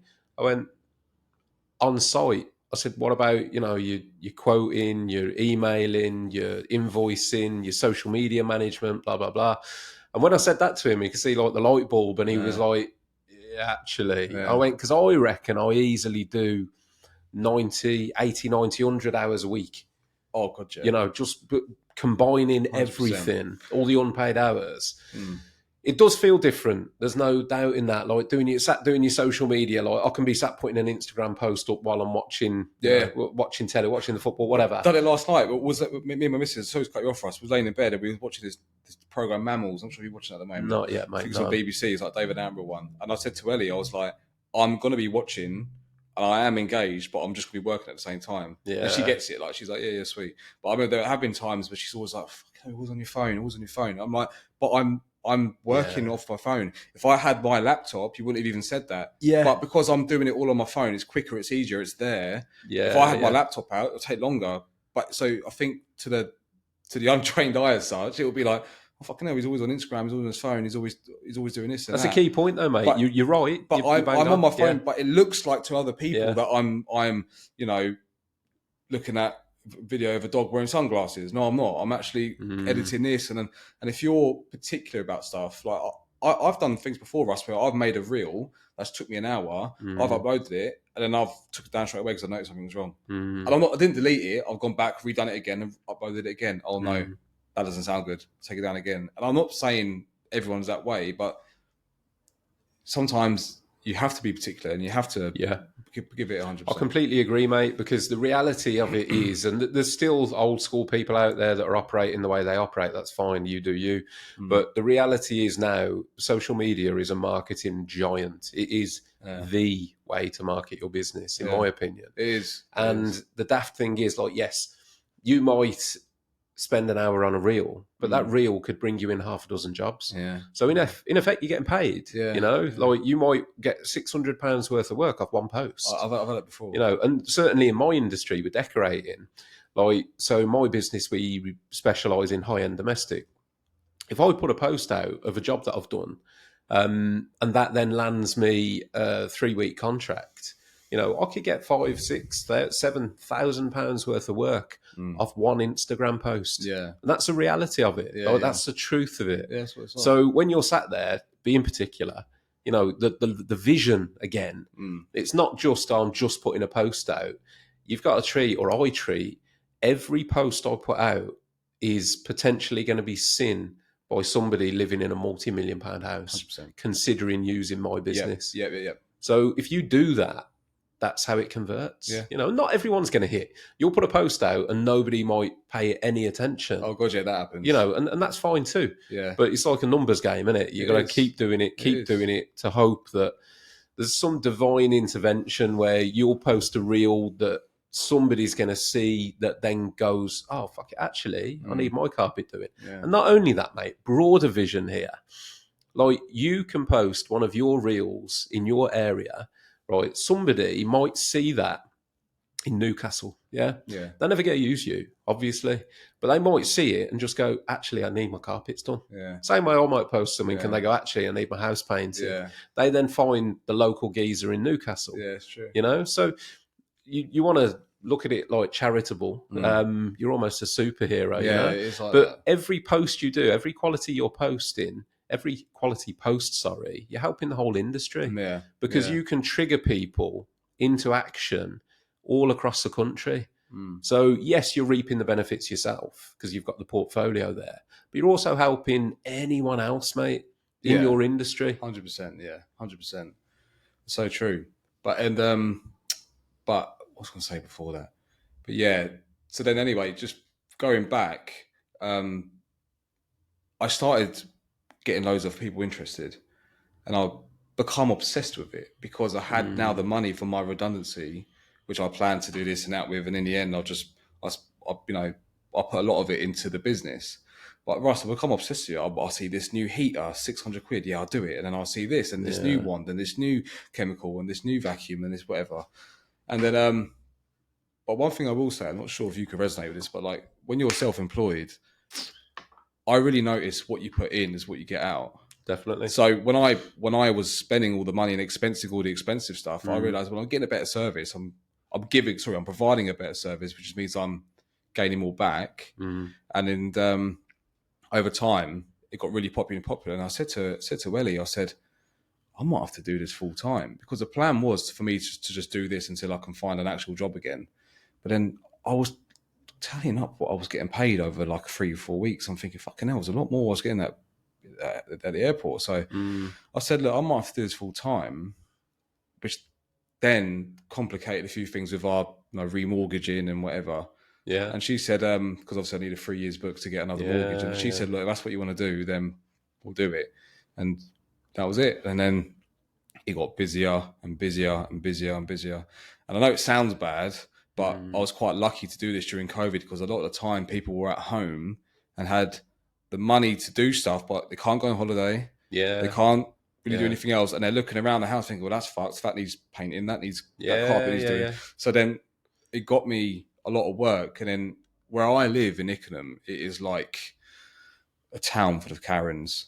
Like, I don't mean that in like a funny way, but like, you are either legit or you're not. There's no grey area. Like the amount of food businesses that have started up within a week's finished because they haven't provided. So if you can make it where I live, then you're laughing. And then I provide a good service. The word spread from there. And then it just got busier and busier and busier. And 4 years later, this year will be 4 years, and it's just gone through the roof. And obviously, it's brilliant, mate. I love to hear it. It's got amazing. And on the way, I've had some stories going into people's houses. One. Okay, mate, I'm going to ask you a question here. Go on. What is, because I asked Jake the same thing, what is the absolute worst thing that you've had to clean up? Worst thing? Worst thing that you've had to clean? I've had the usual, like, home births, shit, piss. Home births? Yeah. I've had sick. All that stuff is don't bother me at all. I mean, you become so immune to it. I've walked into like a crime scene before. I could show you on my Instagram after this, and it's like I had my young lad with An me. actual crime scene? No, but it looked like a crime right, scene. okay. I had one of my lads with me, my little cousin Finley. He's only 16. I said, on a half term, you can work with me if you want. He likes it. He gets to just do like go in a van with me and doesn't do anything major. Just helps me get stuff in the van. He had to go outside, so we couldn't stand in there. There's blood everywhere. An old lady, bless her, she fell over and she was unconscious when she whacked her head on the floor, and there was blood everywhere, and it was really nasty. But yeah, the worst thing I've had to deal with, funny enough, might not sound like a compared to that stuff I mentioned, but a couple of years ago I went to someone's house to clean a sofa, and when I got to the front door, knocked on the door, and they didn't answer the front door. They answered through the back door, and they said, "Oh, you're right. Yeah, that door's locked. Just come through here." So immediately, it's like alarm bells. Why the fuck is the door locked? Like, it's not that complicated. Just open the front door. So I had to go around the back, go through the kitchen, and as I'm going through the kitchen, I'm not one to judge people's homes, mate. I'm really not. I go to homes every day. I've cleaned 5,000 homes. Like, I'm never going to judge someone's house. But there are ones where you walk in, you just know straight away, like, mate, look, let's be something honest. something doesn't sit right here. Let's be honest. There are the outliers, aren't there? Like you say, there's being judgmental over something that's a little bit scruffy, a little bit dirty, and people live within different parameters. You've got, family life. Houses are harder to keep clean, but there are exceptions. I saw a few in my previous work with like hoarders and houses like that, mate. So you've seen all that. Yeah. But then I walked into this house and I said, "Oh, where's the sofa I'm supposed to be cleaning?" She goes, "Oh, that one in there." Russ walked into this room, right? I'm looking at the sofa and I'm thinking, it's horrendous. Like, and I have never, ever seen a job and said, "No, it's too disgusting, can't do it." I've been close, and we'll touch on that in a minute soon, but I've never said no. I pulled up the sofa and there was a full roast dinner in the sofa. What? Full roast dinner in the sofa 4 months ago. There was potatoes, there was gravy, there was peas, there was carrots. It's like a full-on fucking Toby Carvery in the sofa. But when you say in the sofa, so underneath the sofa cushion. So you imagine you've got big sofa cushions. So right? under it. What do I find underneath sofa cushions? I find coins which I put back, or kids will have toys that they've. I'll find the odd remote. All these things. Put up the cushion. There was a full-on roast dinner there, and it was literally like it fell off the plate. It's gone down the side, and they just thought, "Oh, fuck it, leave it." And there was potatoes. It was all mouldy. The beef stunk, mate. And the beef was turned into like beef jerky, where it's all dried out. And it was worst part is the woman who booked me in. It wasn't actually her. The mum was watching the kids while I was there, right. She just like looked at me as if it was normal. So that's got down there. I'm like, what? Mate, disgusting. And anyway, clean the whole sofa. You did it? I did it, yeah. Made the whole sofa look pretty decent. I'll have to find the content and show it to you. And then the woman was like, "Yeah, it looks a bit better, doesn't it?" And I went, "Fucking bit better." Like, I remember thinking, "I'll never come back here again." Yeah. But I've had some funny characters. Like, I've had some... A lot of people ask me if I've ever been in danger. A couple of times. But there was one particular incident, 2021 Christmas... Just before Christmas, I was quite busy, and this bloke, he sent me a Facebook Messenger DM. He said, "Hello, mate, I want to get my carpets cleaned." I said, "Okay, no worries." I said, "Where are you based?" And he said, "Chesham, from where I live, it's not close, but it's not far. But is it for what he wanted cleaning?" And I thought, 90 quid, 40 minutes there, 40 minutes. I'm not sure. It's quite borderline whether it's worth it. Whether or not it's worth doing. And I looked at my missus. I said to Ellie, like, "What do you reckon?" She was like, "Oh, fuck it. It's near Christmas. Just do it. Like, it's fine." So I was all right. Book it in, and then I turn up at the house. On the way there, I'm looking at the address he gave me, and I'm put into this estate, and I'm thinking, this can't be the right place. So I check it on Apple Maps, I check it on Waze, I check it on Google, I check it, and they're all saying that I'm in the right place. I think, all right, okay. So I find this door, then I knock on the door for the bloke to answer the door, and there's no answer. So I'm like, oh, what do I do? Because I've got people booked in after him. Do I leave and then, because I can't compromise my next job, or do I stay and then I've driven here now? Anyway, I leave. 15 minutes of knocking, no answer. For fuck this. I could swallow it. It's 90 quid. It's not ideal, but it's not £500. I'll get over it. Get in the van, pull out the estate, I get a phone call, it's him. Oh, no, come back, mate, come back, I'm here. Which is alarm bells. So I'm thinking, we obviously knew I was at the door. Yeah. How did you know I drove off, right? So I drive back. Mate, Russ, he's bloke, right? Bear in mind, this is during COVID, during lockdown. So everyone's a bit funny about coughing anyway. He opens his door and it is like a cartoon. There is dust, like a cloud, a foot high. It fell out the flat. And he's coughing and spluttering. He can't even open his eyes and all the curtains are closed. And I'm still not convinced this is the same bloke I'm speaking to, right? And I said to him, Stephen, and he had a surname, I won't say his surname, and Stephen so-and-so. And he went, yeah. And I'm like, how long have you lived here for? He said to me, well, I've owned it for 10 years. I've been in prison for 11 years. And I messaged you when I was in prison 2 Wednesdays ago. But you know what makes me laugh about that? He's sitting there in prison thinking, when I get out, he's not thinking I want to go to the pub, I want to go see my friends, I'm going to go find a lady, I'm going to go see my mum. He's like, no, I need my carpets.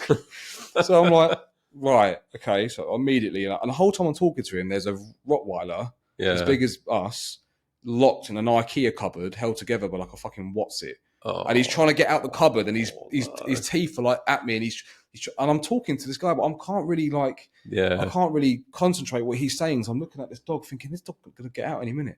Anyway, I'm here now, and I said to him, right, where's your kitchen? Because I need to use your hot water. And he goes, oh, I don't have any hot water. I was like, oh, of course you don't. Well, where's your kitchen? He goes, through there. So as I've gone in through the house, through the flat, I've gone to the kitchen. There's all needles in there.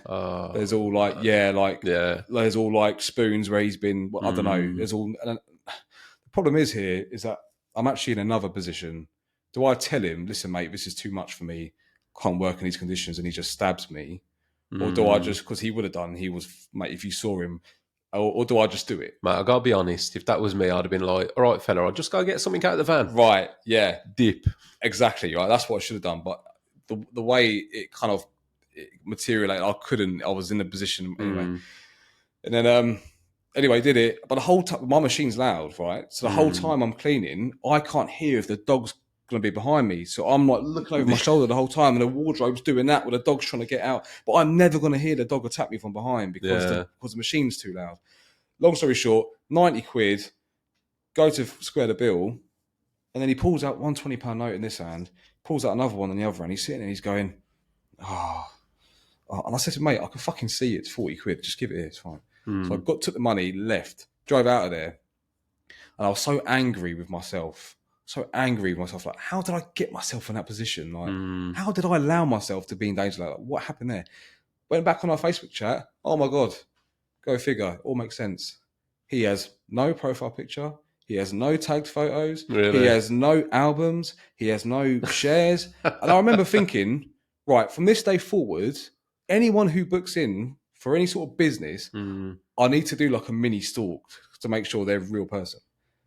So then, ever since do you know what, mate? It's a valid point you're making, because you don't know what you're getting into, and you know now it's like anything, innit? Going out quoting, whatever it might be. Like when you're a small business, you don't have a background on anyone. My head, while you were saying all this, actually, I went down another track, which was what would be your position, right? Because you're there to get suspicious or dodgy stains out of carpets. If you were to turn up somewhere and there was like I mean, don't get me wrong, not like a comedy sketch of like, you know, like a person, but if there was like a big patch of blood, where do you stand on that? Do you just go clean it and fuck off, or is there any obligation that you have to report it to anyone? I think there's something more to the... Yeah, like if you turned up at my house, right, I've answered the door and I've gone, right, Darren, it's in the lounge, mate. And you walk in and there's, say, like a big patch of blood. And I'm just like, cut my finger, mate. And there's like a copious amount of bodily fluid like that. And I think there's more substance to the story, Yeah, because I'm just thinking, mate, like, I mean, is this one of these things that every gangster needs to know a carpet cleaner, or is it? Should we leave that subject? No. People are like, Russ, you got to edit that out, mate. No, definitely not. No. So I haven't. I haven't had that situation as narrowly as you envisioned. So I haven't been able to someone's house, but I haven't been, gone to someone's house and I've seen something and gone, well, that's obviously fucking dodgy. Like, Yeah. but I have gone to places and I'm thinking, like, that's not right, or this isn't that, or whatever. But what I do get a lot is people. Just a quick story, but I get situations where I go to someone's house and the carpets aren't what they showed me. So 2 years ago, I was in a gym, phone goes off on WhatsApp. Lady sends me a message. She goes, "Hi Darren, you've been recommended for carpet cleaning by my friend. I want to get all the carpets in my house cleaned." I said, "Brilliant. Where are you based?" She said, "Hillingdon," which is up the road from me. I said, "Okay, lovely. Right. Would you like me to pop round and give you a quote, or would you like to send me some pictures? I can give you a quote on there, whatever your preference is." "Oh, I'll send you the pictures." "All right, fine." Sends me the pictures of the house, right, of the carpets. Pictures are fine. Pictures are great. Give her a quote. She agrees. We book it in. 3 weeks later, I go to the house. She opens the door. Very, very nice lady, like, sound. "Hi, Darren, come in. Yeah. Anyway, so she's showing me walking around. She goes, "Right, these are the stairs. This is the landing." And she goes, "So there's this room needs doing, that room needs doing, this room needs doing." And as she's talking, I'm looking at my phone, thinking, these aren't fucking the same carpet she sent me pictures of. But I can see in the rooms where this bed is and that wardrobe is, they are the same carpet, but the condition is. So she said to me, "Is everything all right?" Because I was on my phone. I said, "Yeah, everything's fine." But these aren't the same carpets that you sent me pictures of. The conditions are completely different. Yeah. You know what she said to me? She said to me, "Oh yeah, I know, yeah, because the kids knew you were coming, so they fucking threw loads of paint and slime and pen and all sorts everywhere." So I'm looking at her to say she was joking, but she's been dead serious. There was like a very subdued, like there was really like a pause, very like. So she's saying that she went, "Oh, by the way, kids, I've got the cleaner coming next week, so feel free to lob whatever you want on the carpet." Well, I can never prove that's what she said, but you won't be wrong to assume that. So I said to her, "Okay, well, there's two problems here. Problem number one is that this isn't going to be the same price if you want some of these stains out. Problem number two is a lot of the stuff they've thrown is permanent. It's never coming out, ever. That slime, never coming out." Is that a problem? Is it slime? Yeah, like the hard ones, they dry it, right? You know what she did? Burst into tears, like bawling. It's like crying her eyes out in front of me. And I didn't know what to do. I thought, I've never been in this situation before. Yeah. So I said, "Oh, I don't want you to cry. Is everything all right?" She's there. She's going, "Oh, I should have told him to stop. I should have told him." And I'm thinking, well, fucking obviously, but I didn't want to upset her. So I tried to make a bit of a joke out of it. I said, "Well, no, you should have got them to improve their catching because, they wouldn't have spilt the slime or whatever." So anyway, she wanted to go ahead. I charged her a bit more, but not enough than what I should have done. I actually fucking felt sorry for her. I don't know if she was acting and she made me feel. But anyway, that's what happened. But there's some odd folk out there. There's some weird ones out there. I must admit, mate, I don't know whether it's because it's your industry and obviously you deal with what you deal with, like accidental spills and shit like that. With my industry, it's a little bit different. I guess we kind of get to know the client a bit better. You tend to be there longer. You're there for a week or whatever it might be. I must admit, touch wood, I haven't really dealt with many oddballs myself, but I think with the industry difference, how can I put it? I want to say this without sounding like a snob, but I guess painting and decorating, high end, it's quite a luxury thing. Same as me though. Yeah, but with what you do though, I guess you get that like, oh, do you know what? I've knocked a glass of wine over situation where, although they might not have the whole house cleaned, they just want an accident repair. Yeah, would that be right? Yeah. That happens a lot. I have two types of customers, right? So I have customer number one is right. I'm booking you in, Darren. I want you to clean my carpet. I'm not expecting miracles. I know they're wrecked. Do your best. Whatever you do is going to be better than what they look. Thank you very much. That's customer number one, right? Customer number two is house looks brand new. Everything looks, she's looked after it tremendously. She's done a great job. She's booking me in to get rid of the stains or the certain things that she can't. So she needs a professional to come in and just do that last 10% because she can't do it. The problem I get is every now and then I have customer number one with the expectations of customer number two. So they show me a complete shithole and they want it to be brand new again. But again, it doesn't happen often. But it doesn't really work like No, that. You know, no, do you know what I no. mean? Like people show me stuff and they're like, oh yeah, that'll come out. I'm like, it really won't. Like I think people just think there's like a magic Yeah. wand, but I've had some funny ones. Like I've had some real funny ones. But then on the most part, you're able to sniff out the good ones, oddballs. yeah, and the odd ones. Speaking of odd ones, you know, kind of going back to similar to what we spoke about earlier about with the guy with no profile picture. I get people on Instagram with 100,000 followers, 150,000 followers, 30, 40, 60,000 DM me saying, hi Darren, want to collab or do you want to book in? Or not even collab, because that word is cringy as hell, but like, I want to book in for my carpets. And I'm straight away, I'm like, definitely not. Because how have you got 100,000 followers with 3 posts? No thanks. Like again, it took me time to realize this stuff. Mate, there's that. I mean, the flip side of that, I've been approached by a few celebrities, myself in my business. Again, I'm not going to throw names out there, but one... You can tell me after. I will do, yeah. I'll tell you one very well-known celebrity who is based in Newcastle and wanted me to go and decorate the whole house for free. It was like, I'll give you a shout out. We can do posts. We can do this. And I was like, look, with all due respect, there's 2 things. One, at this point in time, I was like, I'm booked up for about 7 to 8 months anyway. So I haven't really got time to do it. But if I did, it would have to be for exceptional financial gain. Yeah. And 2, if you're giving me a shout out, like, you're in Newcastle, mate. Like, I know that your reach is, you might have 2, 3, 5 million followers, but those followers are all over the UK. Yeah. And with my business, like, I'm not traveling all over the UK. So the likelihood of you having followers for your demographic, which probably doesn't match up with my demographic with what he did, and being in my area was slim.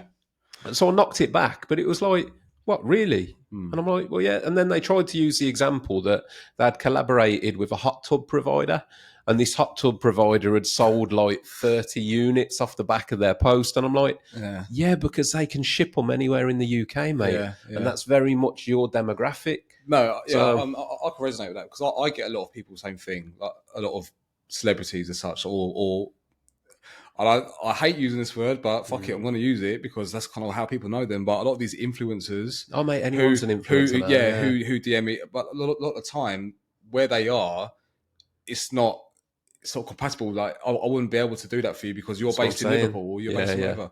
But I have had just while we're on the topic of these kind of influencers, like what I noticed as well is I noticed quite early people's following. It's more important than the client you're cleaning for. So I'll just explain what that means. So, for example, years and years ago, I don't know if you know, it's not like the biggest name drop, but you know, like DJ Luck. You listen to garage music back in the day? Yeah. Of course, I know DJ Luck, MC Neat. Yeah, exactly, yeah. Right. So I clean his carpets, sticking a story, and then he had 150,000 followers. How many followers do you think I gained? He has 150,000 at that time. Yeah. How many followers do you think I gained from him? To be honest, mate, off the back of that, I wouldn't say many. Not many. 3. Right. I was going to go 50. Okay. So, yeah. Right. So I cleaned for a girl in Hitchin who had, I don't know what she had at the time, 8,000-9,000 followers, and maybe a bit less. Whole month's worth of work booked up after her. Really? And now I'm like, oh my God, I get it. I get it now, because people who follow DJ Lark, they don't give a shit about carpets. They care about garage music, right? Yeah. And I have that a lot, where now, like someone, you know, a girl next door who has 10 friends who are just like her, she's the better client than Letitia Grace from the Valleys who wanted to book in, because... So you have got a celebrity on your profile page though, mate, haven't you? There is one that's pinned. Yeah. It's pinned. I couldn't miss it. Do you want to put that one out there? I can, if you want to talk about it. It's on your profile page, so it ain't, let's have a quick talk on that one. Yeah. Do you know what? I said to my missus before I came here, I was like, should I talk about it? Because it's pinned to your profile, Darren. People are going to know where to find you after the episode anyway, so it's no secret. It's not a name drop as such, but... Mate, that was an experience. You're going to drop the name, or you're going to make me Katie do Price. it? Yeah, there we go. Yeah. So Darren's clean for Katie Price. But do you know what? What version of this story can I tell you live? Yeah. There's going to be 2 versions. Yeah, there's 2. Look, mate, I'll tell you what I'll do. I will tell you what I perceiving of sin. Okay. Yeah, I don't know her at all in any Yeah. way, shape, or Yeah. form. Yeah. But I've seen like some of the programs she's done Yeah. and stuff like that, and she had that big farmhouse. Was Oh, that where yeah. you went? Yeah. Oh, okay. Oh, yeah. And she quite openly said it was pretty dirty. Mm. Yeah. So how was it working with her? She is really nice. She's lovely, in fact. And I have a special needs son. She has a special needs son. So Yeah. I spoke to her about that. And the thing is with Katie is that, you know, that phrase like damaged goods, you know, it's not the best phrase to put it, but she is a bit like that. The environment she lives in, the people around her, the way people treat her, it's not really a fair reflection on how she is perceived. But the problem is that it's beyond, it's crazy. Like, just for context, when I was at her house, she lives at, when I pulled up at her house, I looked at this mansion and I'm thinking, fucking hell, is this the right place? I looked on Google and it was, right? The Mucky Mansion, as she calls it. That was it, yeah, right? the Mucky Mansion, yeah. And, mate, people who don't like her will turn up and fly tip the house. So there's big fridge on the floor, there's fences everywhere, there's like a pool that's derelict in the back, and people just unload there because people don't like her. And there's you know, Wow. there's perhaps more I could tell you off air, but she's really lovely, but fucking crazy. Yeah. Crazy. And I knew she'd be a bit crazy. Like, so even because obviously you're there in a capacity to work. Was the cameras there at the time for any reason? So you got to see her in private, as it were. yeah, I mean, what happened was I got there at 9. I didn't actually meet her till like 2 p.m. And I remember I was speaking to a manager and I'm like, oh, okay. Because we did this kind of partnership thing. And I remember I was sending a text to a manager, but before I sent it, I was literally going to say, right, look, if I ever met her in the next hour, because now it's like 12, and I'm thinking, is she actually here or is this a fucking wind up? Because I need to know, because I'm leaving and you're going to pay for everything I've done, right? I didn't send a message for whatever reason. And then I could hear her upstairs and she was arguing with someone on the phone. I thought, oh God, that, funny enough, that immediately like unsettled me. I was like, as in, didn't unsettle me, sorry. It made me feel like, thank God this isn't a wind up. She's actually here. Yeah. And then, I built this thing up in my head of like what she would look like and whatever when I met. And yeah, but she's tiny.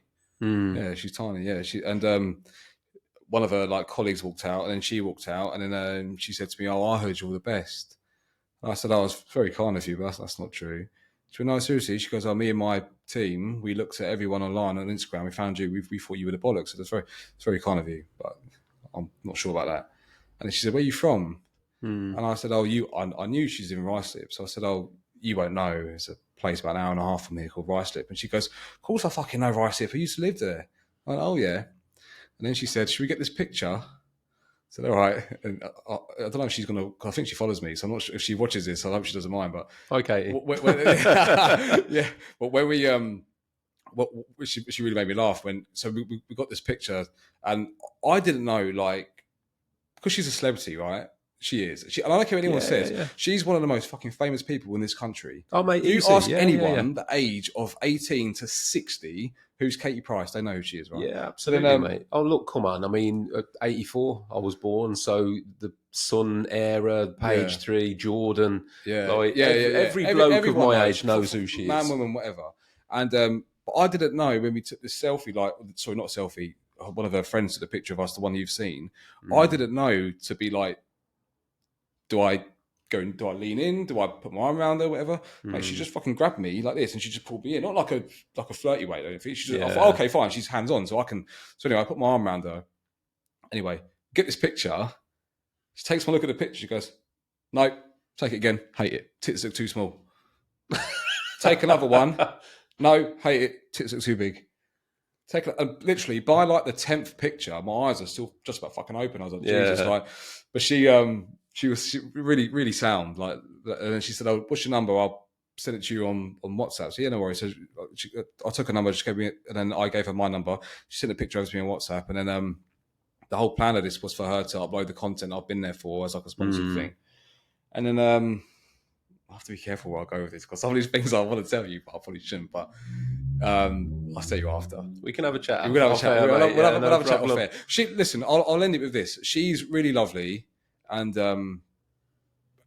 another funny thing was one of the people who worked for her said to me, "Oh, Darren, can you empty your van in the front room?" And I went, "What?"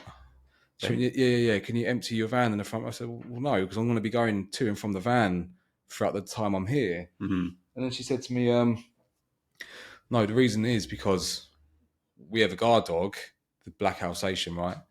And she said, if he sees you outside, he'll kill you, right? He'll kill you. And I was laughing. I was like, listen, my mother-in-law, she's got 3 dogs. I'm all right with dogs. Don't worry about it. No, you don't get it. He'll fucking kill you. Trust me. So I'm like, oh, for God's sake. So I had to empty all the stuff I needed from the van, bring it into the front room, and all the food and drink I had throughout the whole day, I didn't touch it.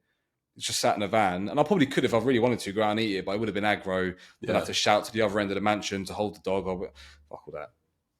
Anyway, I was filling up a bucket in the kitchen and I see the dog through the window and Jesus, he would have killed me. It's like unbelievably guard dog. But the thing is, she has this guard dog because people fly tip the house. So I understand it. And a few months later, someone came to the house and killed the dog. Killed the dog? Yeah. Fuck, you know. So she's had it rough.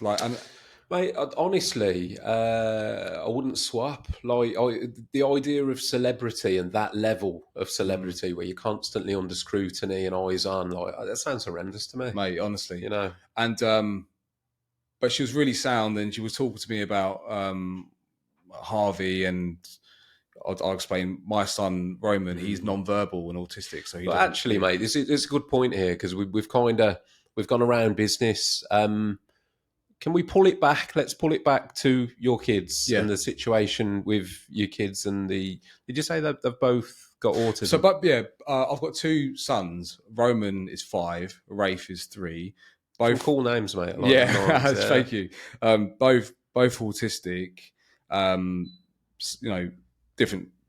Some are not the same on the spectrum. I would say Roman's more severe, but that's because he's non-verbal. Yeah. So Roman, being non-verbal, he's not silent. He has his own little, he makes his own noises and he says his, but there's I understand a little, but probably not a lot, mate, and certainly nowhere near what you do. Yeah. But for anyone that's listening, unpack the non-verbal autism for me. What does that mean? Going back right to the beginning, it's funny because now, knowing what I know now, a lot of because that's one question I get a lot, like, oh, what are the earlier signs that you knew he was autistic? But at the time, I didn't see them. But when I look back now, I'm like, staring at me in the face. So, for example,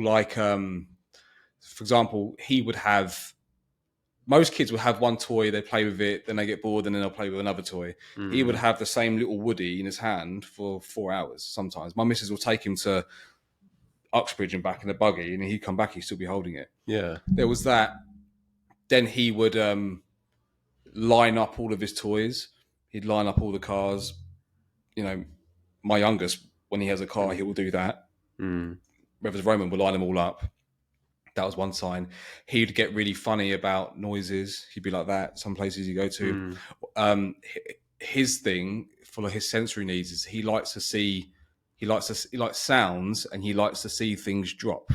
So I remember once we took him to a nursery, very lovely nursery where I live. And the first day I took him there, everything was fine.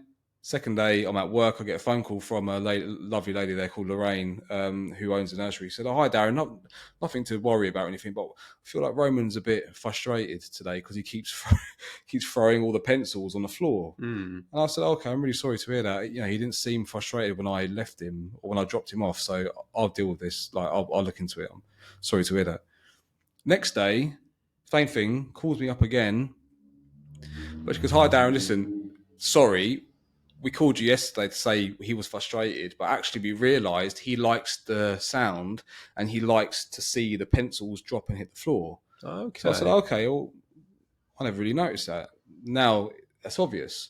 But as he got older and older, obviously there was no speech whatsoever. Yeah. And that was horrible because kids his age would say the odd word, and I have a very rare video that I don't show to anyone on my phone of him saying duck and him saying hair and him saying nose, or 3 videos on my phone that I don't like to watch because I can't. And but going forward, we wouldn't say anything. And then obviously we couldn't have him diagnosed for autism because it was COVID and everything was fucking put back 2 years or whatever. So I have a nonverbal son, and I remember that particular time was unbelievably difficult. Like, broke my missus, who is strong as anything, broke her in half. And I can't prove it, but I think it's worse for the mothers than it is sometimes for us dads. But it was hard for her, but it was hard for all of us. And we had a newborn, and we was going through this journey with Roman. Yeah. But I remember I didn't really, I'll never stop grieving, but I never really accepted it till like last year, maybe the end of 2022. But then I felt so much better after I accepted it. But I remember I used to get triggered a lot, Russ. Like, I remember one time I was in Nando's in Ruislip just after COVID, and the fucking restaurant's empty, but they put me and Roman on the table, and next to me is another bloke with his kid, and I'm thinking, I don't mind, but the place is empty. Put me here and put him there, like, you know. Yeah. But anyway, it's fine. And I remember there's not a lot of conversation happening at my table because Roman's non-verbal. But I still talk to him. He just doesn't talk back, right? So he'll be eating his chips, whatever. I'll be like, is that nice, Rome's? I'll be stroking his head, whatever. He doesn't say anything back to me. Does he understand what you're saying? He'll understand certain things, but not really. Like, if he walked in here now and I said, Roman, go give Russell a high five, he'd probably come up to you and do that. Okay. But if I said to him, Roman, pass Daddy that bottle, or Roman, can you pass me this, or can you sit down there? He nothing. Right. He'd probably be pulling me to the door to say, get me out of here. Yeah. But this day in Nando's, just to go back on that particular time, my head was absolutely just wasn't in the right headspace, and everything would trigger me. And there was this other kid, same age as my son, and the dad was ignoring him the whole time. And he was talking to his dad. He was going, Daddy, look, Daddy. And he had his fork, and he was getting his chips on his fork. And he was like, look, Daddy, look, can you see? And the dad was the whole time ignoring him. And he was just on his phone the whole time. And at one point, he dropped the fork. And then the dad had a massive go at him. And I thought, mate, do you know what I would fucking give to speak to my son? Like, you don't understand. I'll give anything to speak to him. And the whole time I was there, I was on edge, mate. I was like, I want to say something to him. Mate, could I just say, though, that's... Yeah, I've just gone Can you visualise that scene? I can. Not only that, but you've just made me, obviously not purposefully, but feel incredibly guilty, because I can guarantee you, mate, there's been times with my kids where I've thought, and they go through that stage. A lot of kids where they're just constant and busy lives and like his phones, and there are times where no doubt I have thought, will you just be quiet and do what you're doing? Russ, before you continue, one thing I will say, I am not saying that is unacceptable by any means. I'm still a dad. I still have 2 kids, and there's times where I get frustrated. Darren, I know you're not. Sometimes I'm like, shut the fuck up. Like, I'm not sitting here saying that you should feel guilty for that by any means. But this particular context of this, I know you're not, mate. But at the same time, there's that little thing that's gone off in my head going, there's all these things in life that we take for granted and that we're not necessarily grateful for. But I appreciate you sharing that moment, mate, because there might be, again, people listening here that are just going to reflect on that and think, do you know what? I'm fucking lucky to have what I've got. I like to think so, because, I talk about it now so vaguely because, I've been there. I've done all the crying. I've done all the grieving, and it's still to this day. It's hard, mate. It's really hard. Even Sunday just gone. I was at my mother-in-law's house. I'm playing football with my nephew in the garden. Love him to bits. My little nephew Teddy. Play football with him, and so this is Ellie's sister's little boy. And there was this football there, like the plastic ones you get at school that you kick them as hard as you can. They don't go far. They're just going up in the air. Anyway, I said to Ellie, "Watch this. Look, he'll love this." So I tell you, Uncle Darren, I'm going to catch the ball. Ready? And he's only 2. And I threw this ball up in the air. And then as I go to catch it, I purposely let it hit me in the face. And I'll be playing. I'll be going, oh. And he'd be laughing his head off, going, again. And I'll do it again. And I'll pick it up and say, right, I'm going to catch this one. And I throw it up in the air. And as I go to catch it, I let it donk me in the head. And he'd be laughing his head off, right? Anyway, when we were driving home on Sunday, I said to Ellie in the car, I said, "Oh, how much did Teddy love that when I was throwing that ball up in the air?" And she was like, "Oh, Daz, he loved it. Absolutely loved it." And then I said, "Yeah, I really enjoyed doing that for him. I'll do that for him next time I see him." And then she was like, "Yeah, yeah." Like, there was a bit of like subdued moment, like I could feel it in the air. Yeah. And then I looked at her. She looked at me. She just went, and I went, "Yeah, I know," because she then said to me, "You're the best dad in the world, and I know that you wish you could do that with our kids." And I said, because my youngest son, Rafe, he was there in the garden, but he's not engaged with that kind of play. He's just doing his own thing. Yeah. Whereas a neurotypical child like my nephew Yeah. would understand the context why that was funny. So there are moments that trigger me, or there are things that I might go for a long time where it doesn't bother me. Of course, it bothers me, but I'll go for a long time and I don't think about it. Then there are times where it will just crawl up on me. It's fucking horrible. Like, Yeah, man. I mean, I guess with the differences, you will find beauty in things that other parents will take for granted, and you will learn, I'm sure, to like take your son's expressions and understand and translate. Like you said, he's got his own way of saying things. Yeah. So it's like learning a different language, 100%. almost. 100%. But you know what? Another thing as well, Russ, you just reminded me that when you said that, you looking at me now, I'm not just a parent. I'm a carer. And this is what a lot of people don't get, because Ellie and I, we're not just parents, we're carers. We have a disabled badge for him because he wouldn't be able to understand very basic commands. So if we go to a car park, he could run off. Yeah. I can't say, "Roman, just wait while I get the buggy out," or I'd get Rafe out the car. Yeah. Like, we're carers. He can't take his, he only now was he able to take his socks off. And it's just, and another thing you said where it's like you get to understand, like you get to appreciate the little things. There's actually a book that's been written for parents who become parents of special needs children. It's called Welcoming Holland, or Welcome to Holland. And the context of this book is this: this lady, she is moving to Italy, and she's looking forward to it, and she's visualizing everything about Italy and what she loves about Italy, and she can't wait to go. And then she gets to the airport, and then she gets her ticket, and then she's on the flight to Italy, but the pilot diverts and goes to Amsterdam. But she doesn't want to go to Amsterdam. She wants to fucking go to Italy. That's what she has planned. But, and this is the important part, it's out of her hands, right? So then she goes to Amsterdam, and it's not what she envisioned. It's not what she wants. She still visualizes living in Italy and all the glamour that gives. But over time, she starts to appreciate the very small, beautiful parts of Amsterdam. She starts to appreciate the small things. And that kind of weird analogy is very relative to my life, or because, I appreciate the small things he does, and I appreciate the little wins, but it's never going to be Italy, or it's never going to be a verbal child. But this is. I think what you just said is beautiful, mate. Yeah. To be honest, the analogy is spot on, and yeah, you didn't choose to go there, but that's where you are now. Well, the important part in all that is it was taken from her, taken from me. Yeah.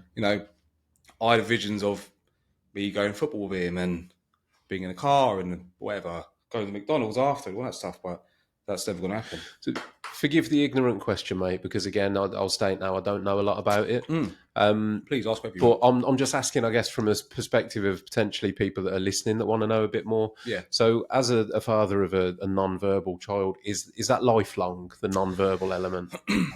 Before you think that's a silly question, it's really not, because that's actually the $1 million question I get asked all the time. If you asked me 2 years ago, 3 years ago, do I think he will ever speak? I said, yeah, maybe. Yeah, he's young, he's really young. Maybe he will, yeah. But if you asked me last year, no, I don't think so. Because he's that severe, because of how I know him. I'm not discrediting him, saying he won't. I don't think so. However, if you ask me now, I think maybe, because there's a really, again, talking about small wins. We was in Paris last month, and you know Buzz Lightyear. When he flies, I'll hold the Buzz Lightyear and I'll say to my youngest one, my youngest one loves Buzz Lightyear, and I'll be like, I'll do the flying sound. I go, Yeah. Roman, I did it to him. I went, he turned around, looked at me, and he went, and that might sound like a really small deal, but that's the fucking first time ever in 6 years. Next month, will be 6 years. He repeated his He repeated something, and there's context. He gets it, and I said to him, "Oh my god!" And I thought it was a fluke. Kept doing it, kept doing it back, and I thought, "Oh my god!" Like, so maybe one day, and he is getting easy. It's getting easier with like, he's getting better with explaining what he wants in his own way, but it's unbelievably difficult. Like, I can't begin to tell you. We've actually just had probably the worst 2 weeks we've had of him for the last 2 years, because he really struggles during half term, because he's not used to being at school. His routine's thrown off. He doesn't understand why he hasn't got his blue jumper on. Those things are really tough for him, right? because we can't explain to him what the plan is today. Like, me and Ellie, we speak quite often about everything to do with his life. He puts in our hands. So let's say we take him swimming, which he loves. He doesn't fucking know he's going swimming. And we'd be saying to him, "We're going to go swimming, right? We're going to swim." But he'd be in the car like, "Where am I going? Where am I going?" He just has to trust us. But we know he would love it. And it's only until we get to swimming, he's like, "Oh my God, we're at swimming." But a child who would understand that context would be like, "Oh yeah, go swimming. Great. I'll sit in the car and fucking look forward to it." And I tell you, I don't want to end it on like a funny note, but just relating back to when you said, "Would he ever speak?" About a year ago, 2 years ago, customer of mine said, "Have you got any kids?" I said, "Yeah, I got two." He goes, "Is he looking forward to the World Cup?" And I said, "Oh, funny enough, my son is nonverbal, so I don't think he'll be looking forward to the World Cup. I am, but I don't think he'll be, because he's nonverbal." And he said to me, he goes, he's old, he's in the mid-60s. He goes, "Oh, my son's nonverbal." And I thought, okay. I didn't want to be rude. I'm thinking, you're a bit fucking old to have a young, non-verbal son. You're like your 60s. And I said, "Oh, okay, how old's your son?" And he shouted to his wife, went, "Deb, how old's Pete now?" And she went, 47. I swear to God, I could have been sick. I just thought, I didn't even consider him being older, non-verbal. I'm just dealing with the here and now, and he's tiny. And I thought that could be me one day. Like, I could be the 17-year-old man looking after him still. My flat that we spoke about at the beginning of when we started recording, I'll never sell it. Yeah. I'll never sell it. I'll keep it for him, because one day he may be able to function himself and live there. It's perfect for him, really. That's the only reason why I haven't sold it. But who knows, Russ? I couldn't tell you. I couldn't tell you. You're on the ride, mate, aren't you? Yeah. My youngest one, Rafe, he is verbal, to an extent, but he is. He's also autistic in many ways, perhaps more than Roman in certain ways. But he has words, although he doesn't have sentences yet. He could say a couple words at a time. So if he was here now, he would say, rather than saying, "Daddy, can we go out in the van?" or "Daddy, can we drive the van?" he'll go, "Daddy's van," or say, "In the van." We haven't got there yet, and I'm optimistic and hopeful that he will become verbal, but he is on the spectrum as well. Yeah. But it's so tough, and I've never really opened up to anyone, especially none of my friends either, about it, because I don't expect people to really understand. Like, sometimes they'll say to me, "Oh, how's Roman?" And I'm like, "Yeah, he's good, mate." Is he fucking wheels are falling off, the engines come out, the whole thing's a shit show, and I just pretend he's fine, because it's not their place to understand, and I get that. Yeah. I'm not expecting them to understand, but at the same time, I don't really want to go into it either, because I try to explain what I'm saying, but I'd rather just say he's okay. Yeah, he's all right. I'd rather just say it. Yeah. It sounds almost there, though, mate, with what you're saying, that you're almost trying to protect your friend circle from feeling awkward. That's what I'm picking up. Yeah, maybe, yeah. That could be right. And one of the main key sort of messages that I'm trying to push on the podcast is we as men need to try to be there for each other in a listening capacity. Oh, God, yeah. So, like, we've just met today, but if we were friends and I were to ask you that question, you know, how's Roman doing today? I would hope that I could just listen to you, mate. Yeah. So you could turn around and go, do you know what? I've had this, I've had that, Yeah. I've had a really shit week. Yeah. And I would hope that now I would be able to sit there and just listen. Yeah. I 100%. know I can't fix it. No, of course. I know I can't tell you, try this, Dad, try this. Yeah. You know what I mean? Yeah. Like that. I think it's a really uncomfortable place to be to begin with. But once you get used to, I think as blokes, a lot of the time we feel we have to fix. Oh, God, you know, you come to me with a problem, I'm going to sit here. You go, oh, Ross, my missus is doing this, and do you know what, mate? Leave her, or do this, or tell her this, or tell her that. Yeah. But to actually just sit in a moment with somebody and listen to them, there's a lot more power to that, because 100%. I've had these conversations with the voluntary work I do, and how can I put it? A lot of the time you can talk to somebody and not feel heard. But for somebody to just sit and listen and sometimes Ellie says this to me quite often. Like, sometimes I just need someone to hear it. I don't need them to talk back. I don't need them to comment. I don't need them to agree or disagree. Sometimes I just need you to listen. Who do you go to for that? I mean, I guess you and your partner, you two sound good. Yeah. So you've got each other, but have you got anybody that really, just listens? No, only like really my missus and perhaps my missus's family. We speak quite openly about it because they're very much involved in his life. Not so much my family, only because they, like my dad, when I've tried to speak to him about it, he's a different generation. I'm 32, but my dad's 66, I think. And he's like, you have to imagine Ellie's mum and dad, they're like fucking my age pretty much. But my dad's a bit older. And when I tried to speak to him about years ago, I got the typical, oh, he'll be right. I'm sure he'll be fine. He's only young. Oh, yeah, of course he'll talk. It's like, no, you don't get it. It's not like that. It ain't like it used to be. Like back in the day, there's more awareness now. Like, and that could trigger me if somebody said to me, "Oh, he'll be fine." That could be the thing that will make me the most triggering. But I don't really like if I was to really open up about it, or because it's hard, because I find it easier to speak to Ellie, or I find it easier to speak to Ellie's family because they can understand because they are in it. Whereas if I was, and that might not be the right way to go, but sometimes if I explain it to someone who has no idea what I'm talking about, even though I want them to just listen, it's fine if you don't understand. But maybe I do need someone to be like, we know what that's. If he doesn't talk, don't worry. Like you look after him. Yeah. He was put on this earth maybe because you was able to look after him. Some people say that to me. I'm not like a superstitious or spiritual person, but some people say to me, "Have you ever thought about you and Ellie being the parents you are? It's like you were chosen to look after him."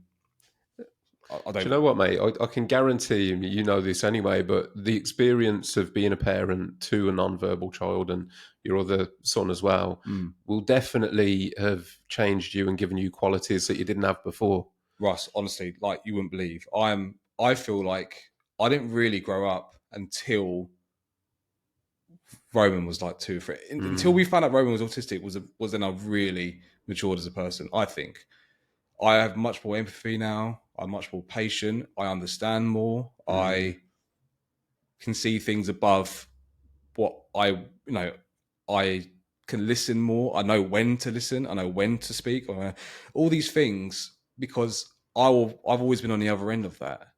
So just to back up what you said, I mean, I'm a different person now than what I used to be completely, Look, mate, you're sat here today. This podcast is going out. You don't know who this is going to reach. Everything that you've just sat there, and it's connected and resonated with me on levels. And even if it just comes down to spreading a bit more awareness, I think that would mean the world to me. Like, unbelievably, if this was able to, or someone listening to this, could understand or has a child or a brother or a cousin or whatever, I don't know, who's nonverbal, and they think they're the only one.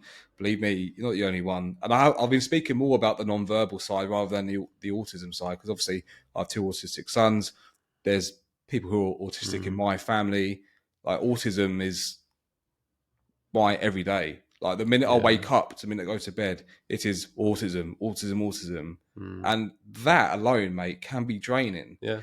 And there is, I'd say, there's more awareness to now than there was back in the day. Because, when you and I was at school, an autistic kid would be like, oh, he's the weird kid. He's the weird. Yeah. Well, actually, that's not the case. He's different and he may need help because he isn't wired like us, I mean, it's unbelievably tough, but I'll be in it for the long haul, You are, mate. And, don't want to sound patronising, but it sounds like you guys are doing an amazing job. No, it's not patronising at all. No, I appreciate that. And like, I'm in such a privileged position sat here because I'm speaking to such a range of people with a range of life experiences. And I kid you not, mate, I'm taking something from everyone. Yeah. So I feel like this is like an education for me. And like, I've learned from you today. And there'll be people listening that will do the same. So, I know a little bit more now. Yeah. And then it might be a conversation I have down the line where I can reference you and what you've said and just understand, because as with any emotive topic, our natural reaction is to shelve it, not talk about it, hide it, hide away from it, shy away from it. Yeah. And a lot of us, like, I've learned and educated myself in different ways, but sometimes, like, you might want to be asked how you're doing. Yeah. But people could be scared to ask because actually they think, well, if you say I'm not doing well, then they think, well, fuck, if he says I'm not doing well, what do I say then? No, of course, But it's okay. No, I understand. And that's why I like your podcast, because it's obviously a problem we have at the moment, and I think there's a lot of work to be done.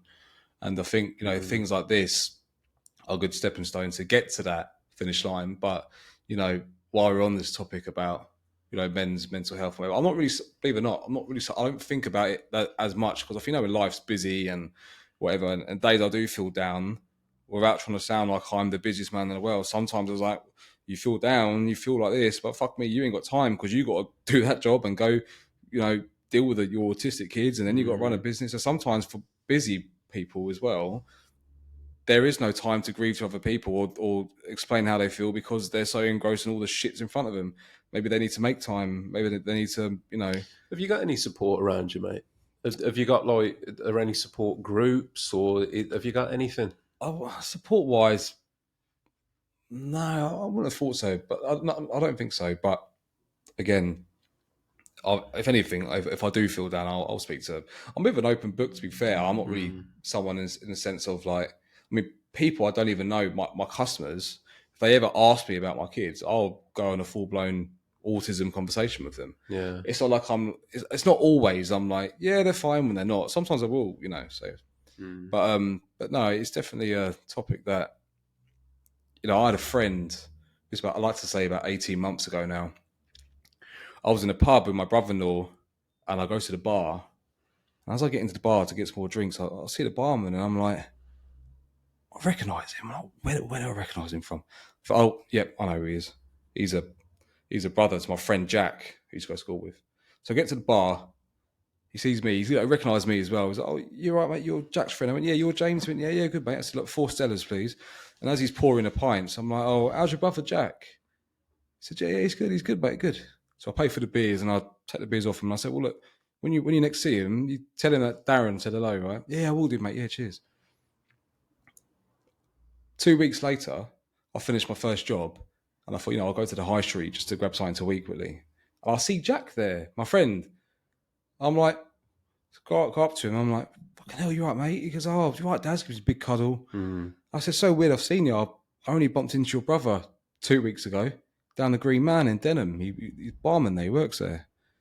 And he said, "Oh, was that you?" I said, "Yeah, it was me." He goes, "Oh, he was describing you, but he couldn't fucking remember your name." I said, "Yeah, that was me." I said, "Hey, mate, how you been, mate? What are you up to?" He said, "Oh, I'm good, mate. Yeah, I'm a head chef of Granero Lounge, the new place that's going to be opening up in Ruislip soon."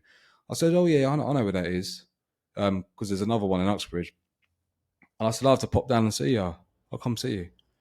He says, "Yeah, mate, I love that." I said, "Well, look, you tell me the days you're working, take my number, and when the next time you're working, I'll get a babysitter, and me and Eddie will pop down for something to eat."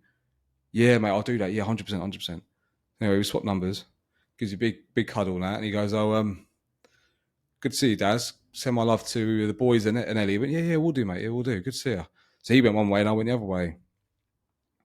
And then 10 days later, this is a Saturday, I go to work. My missus Ellie takes my two sons to the park at the bottom of our road. Anyway, she gets to the park and she goes, she sends a picture into like the family WhatsApp group. And she said, oh, something big must have happened here last night. Something, because there's loads of police in the park. They've taped off the like the woods behind the park. And the picture she sent, in the picture, all you can see is my two sons on the swing, and then behind them there's two police officers, and everything's all taped off. I didn't really think anything of it. I thought, oh, Saturday morning, some idiot's obviously been drink driving Friday, abandoned his car, and I don't know, fuck knows. And then the next day, so this is the Sunday, I'm at my mother-in-law's house, and I go on my phone, go on Facebook for something to do with work. And my friend Jack, his sister uploaded a picture of her holding like his hand, and around his wrist, there's like a patient wristband with like a patient number. I thought, that's weird. I'm still naive at this time. I'm like, oh, you didn't tell me last week you had an operation or anything. Don't know what that's about. Went onto the comments. It's like, R.I.P. Jack. Can't believe it. Oh my God. So sad. No way. And I'm like, nah, that's not fucking true. I just saw him like last week. That's not. I obviously read more comments, and Facebook, it will show you how many comments and likes there were. And then, yeah, that was the last time I saw him. And I went home that night. I couldn't believe it. I was laying in bed and I was like staring at the ceiling. I couldn't sleep, obviously. I was like, how the fuck did you not notice? You was only with him last week. How did you not notice that he was suffering, or he was hurt, or he was upset, or whatever? What had happened as? And he took his own life. He took his own life. Yeah, and then in that was, but I kept replaying that kind of 4 minutes I had with him. I kept replaying it in my head. There's no inkling. There's nothing. Like, you think you know someone. I didn't know he was such a good fucking actor. That's pretty much what he was doing. He was just pretending that he was fine. You know. Do you know what though, mate? In that moment, he might have been. Yeah, true. And like with the voluntary work I do at Samaritans, it's you get it firsthand quite a lot, and it seems to be, and I'm no expert on it, but after speaking to a lot of people, it seems to be like short periods of time, and it can be quite emotive and quite something small, a little trigger, and then they go and commit that act. Or they go and do something that they can't reverse. But one of the beauties of Samaritans and taking those calls is quite often when you take the call and you can just change the thought process. It's like 15, 20 minutes and a very different outcome. So it might well be, because you get that sort of like almost guilt amongst family and friends of people that have gone and done that. But quite often, like when he spoke to you, it might not have been on his mind. Quite often, I mean, don't get me wrong, it's not always the case, mate. Some people have suicidal thoughts and ideations for years and months and weeks. Other people, hours. Spur of the moment. And you'll never know, unfortunately. But there is that guilt of, well, maybe I should have known, or maybe I should have noticed something. There's no guarantee there was anything to notice at that point. No, it's true. It's true. But then that's why, I'm really appreciative of like your podcast, because it's definitely a fucking problem we have. But that's just one example. My quick story of Jack there. There'll be millions of people out there, in the same. Do you know what though, Darren? There's not many people that you could speak to. Certainly at our age, or I know you're a bit younger than me, but there's not many people that get to your 30s and 40s without knowing somebody that's been affected by someone that's took their own life. And unfortunately, it is so common. I mean, the building trades, 2 people a day. So crazy, on average, there's 10 tradesmen a week. So they're based on a 5-day working week, 2 people every working day. That's 10 families every single week that are getting that knock at the door or that phone call. And I bet most of them would say that they had no idea. And it's because, again, as men, we internalize a lot. We don't talk. But again, I'm coming more to this sort of conclusion or sort of my own education on this seems to be leaning towards more that men are willing to talk if given the space to do so. Yeah. And that, again, I think we all need to take that responsibility on of looking at our friends and family and encouraging people to talk, but also being the one to listen. Yeah. You know, there's so much power in that of actually just listening. And then also another sort of angle to that is realizing as a listener, that's all you have to do, mate. In many ways, it's the hardest job in the world. In many ways, it's the easiest because you don't have to provide an answer. Like you can sit here and tell me your situation. You've had a bad couple of weeks. I can't give you an answer to that, but quite often, just unloading and offloading is enough. Is enough, yeah. Of course, Even if that's just enough to take the pressure from here to here. Yeah, you're not going to take it down there. But just below breaking point again. And it's such a powerful thing that can be so small, and if more people just realise that, I really, truly think it can make a difference. Absolutely, and that is the point of everything that I'm doing here, is just to try and, I'm not here to try and help thousands, hundreds, one or two is fine by me, reach one or two sets of ears, man, that's enough. Yeah. And every guest that's coming on, massively grateful for you today. Giving up your time, being open, coming and telling your own story, your own journey. Huge credit to you guys. I'm just sat here in a room. It's you lot that are making the podcast, essentially. But it's every one of you that are coming in here are making a bit of a difference. Yeah, and you've all got your own audiences, and the message. Hopefully it's going to get out there. That's all I can do. But well, mate, again, I really appreciate your time. Is there anything we haven't spoke about that you wanted to touch on? I don't think so, mate. I think we've covered pretty much. I think that's everything, mate, to be honest. It's been a really interesting conversation, mate. How did I do? Genuinely, mate, I'm really grateful for the knowledge, because it's something I don't know a lot about. Yeah. And your working history is interesting, and business sounds great, but on the personal note, mate, I think you and your partner are obviously, you've got a hard you've been dealt a hard hand. Yeah. But it sounds like you're doing really well. Yeah. Man, so. I mean, my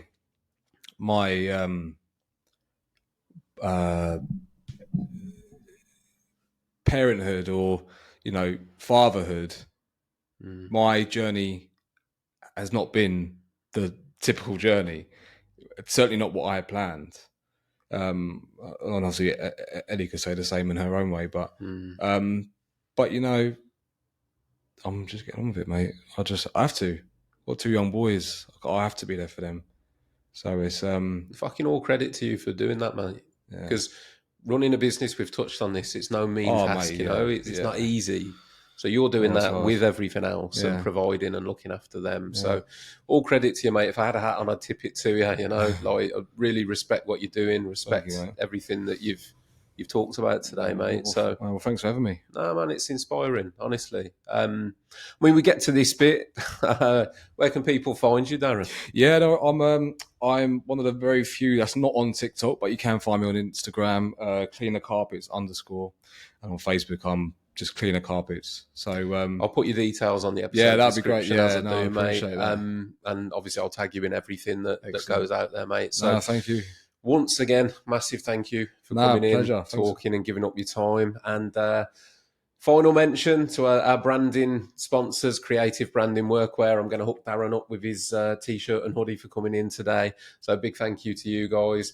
As always, thank you to anyone that's listening at this point. Really appreciate all the support that the podcast's had so far. However, if you can like, share and subscribe, that would be massively appreciated. It's not a popularity thing, but the way that social media works, the way that all these platforms work, it's algorithms. And in order to spread the messages that you've heard tonight and heard today or this evening or whenever, I'll say tonight because it's tonight here, but you could be listening to this at any point. In order to spread anything that you feel that has been important today needs to get to people. And the mission of the podcast is to get that message to as many people as possible. You can do your bit by helping, by simply liking, sharing, and subscribing. Then those algorithms will throw it out to more new people, new eyes and ears. And that's it. Thank you very much for listening.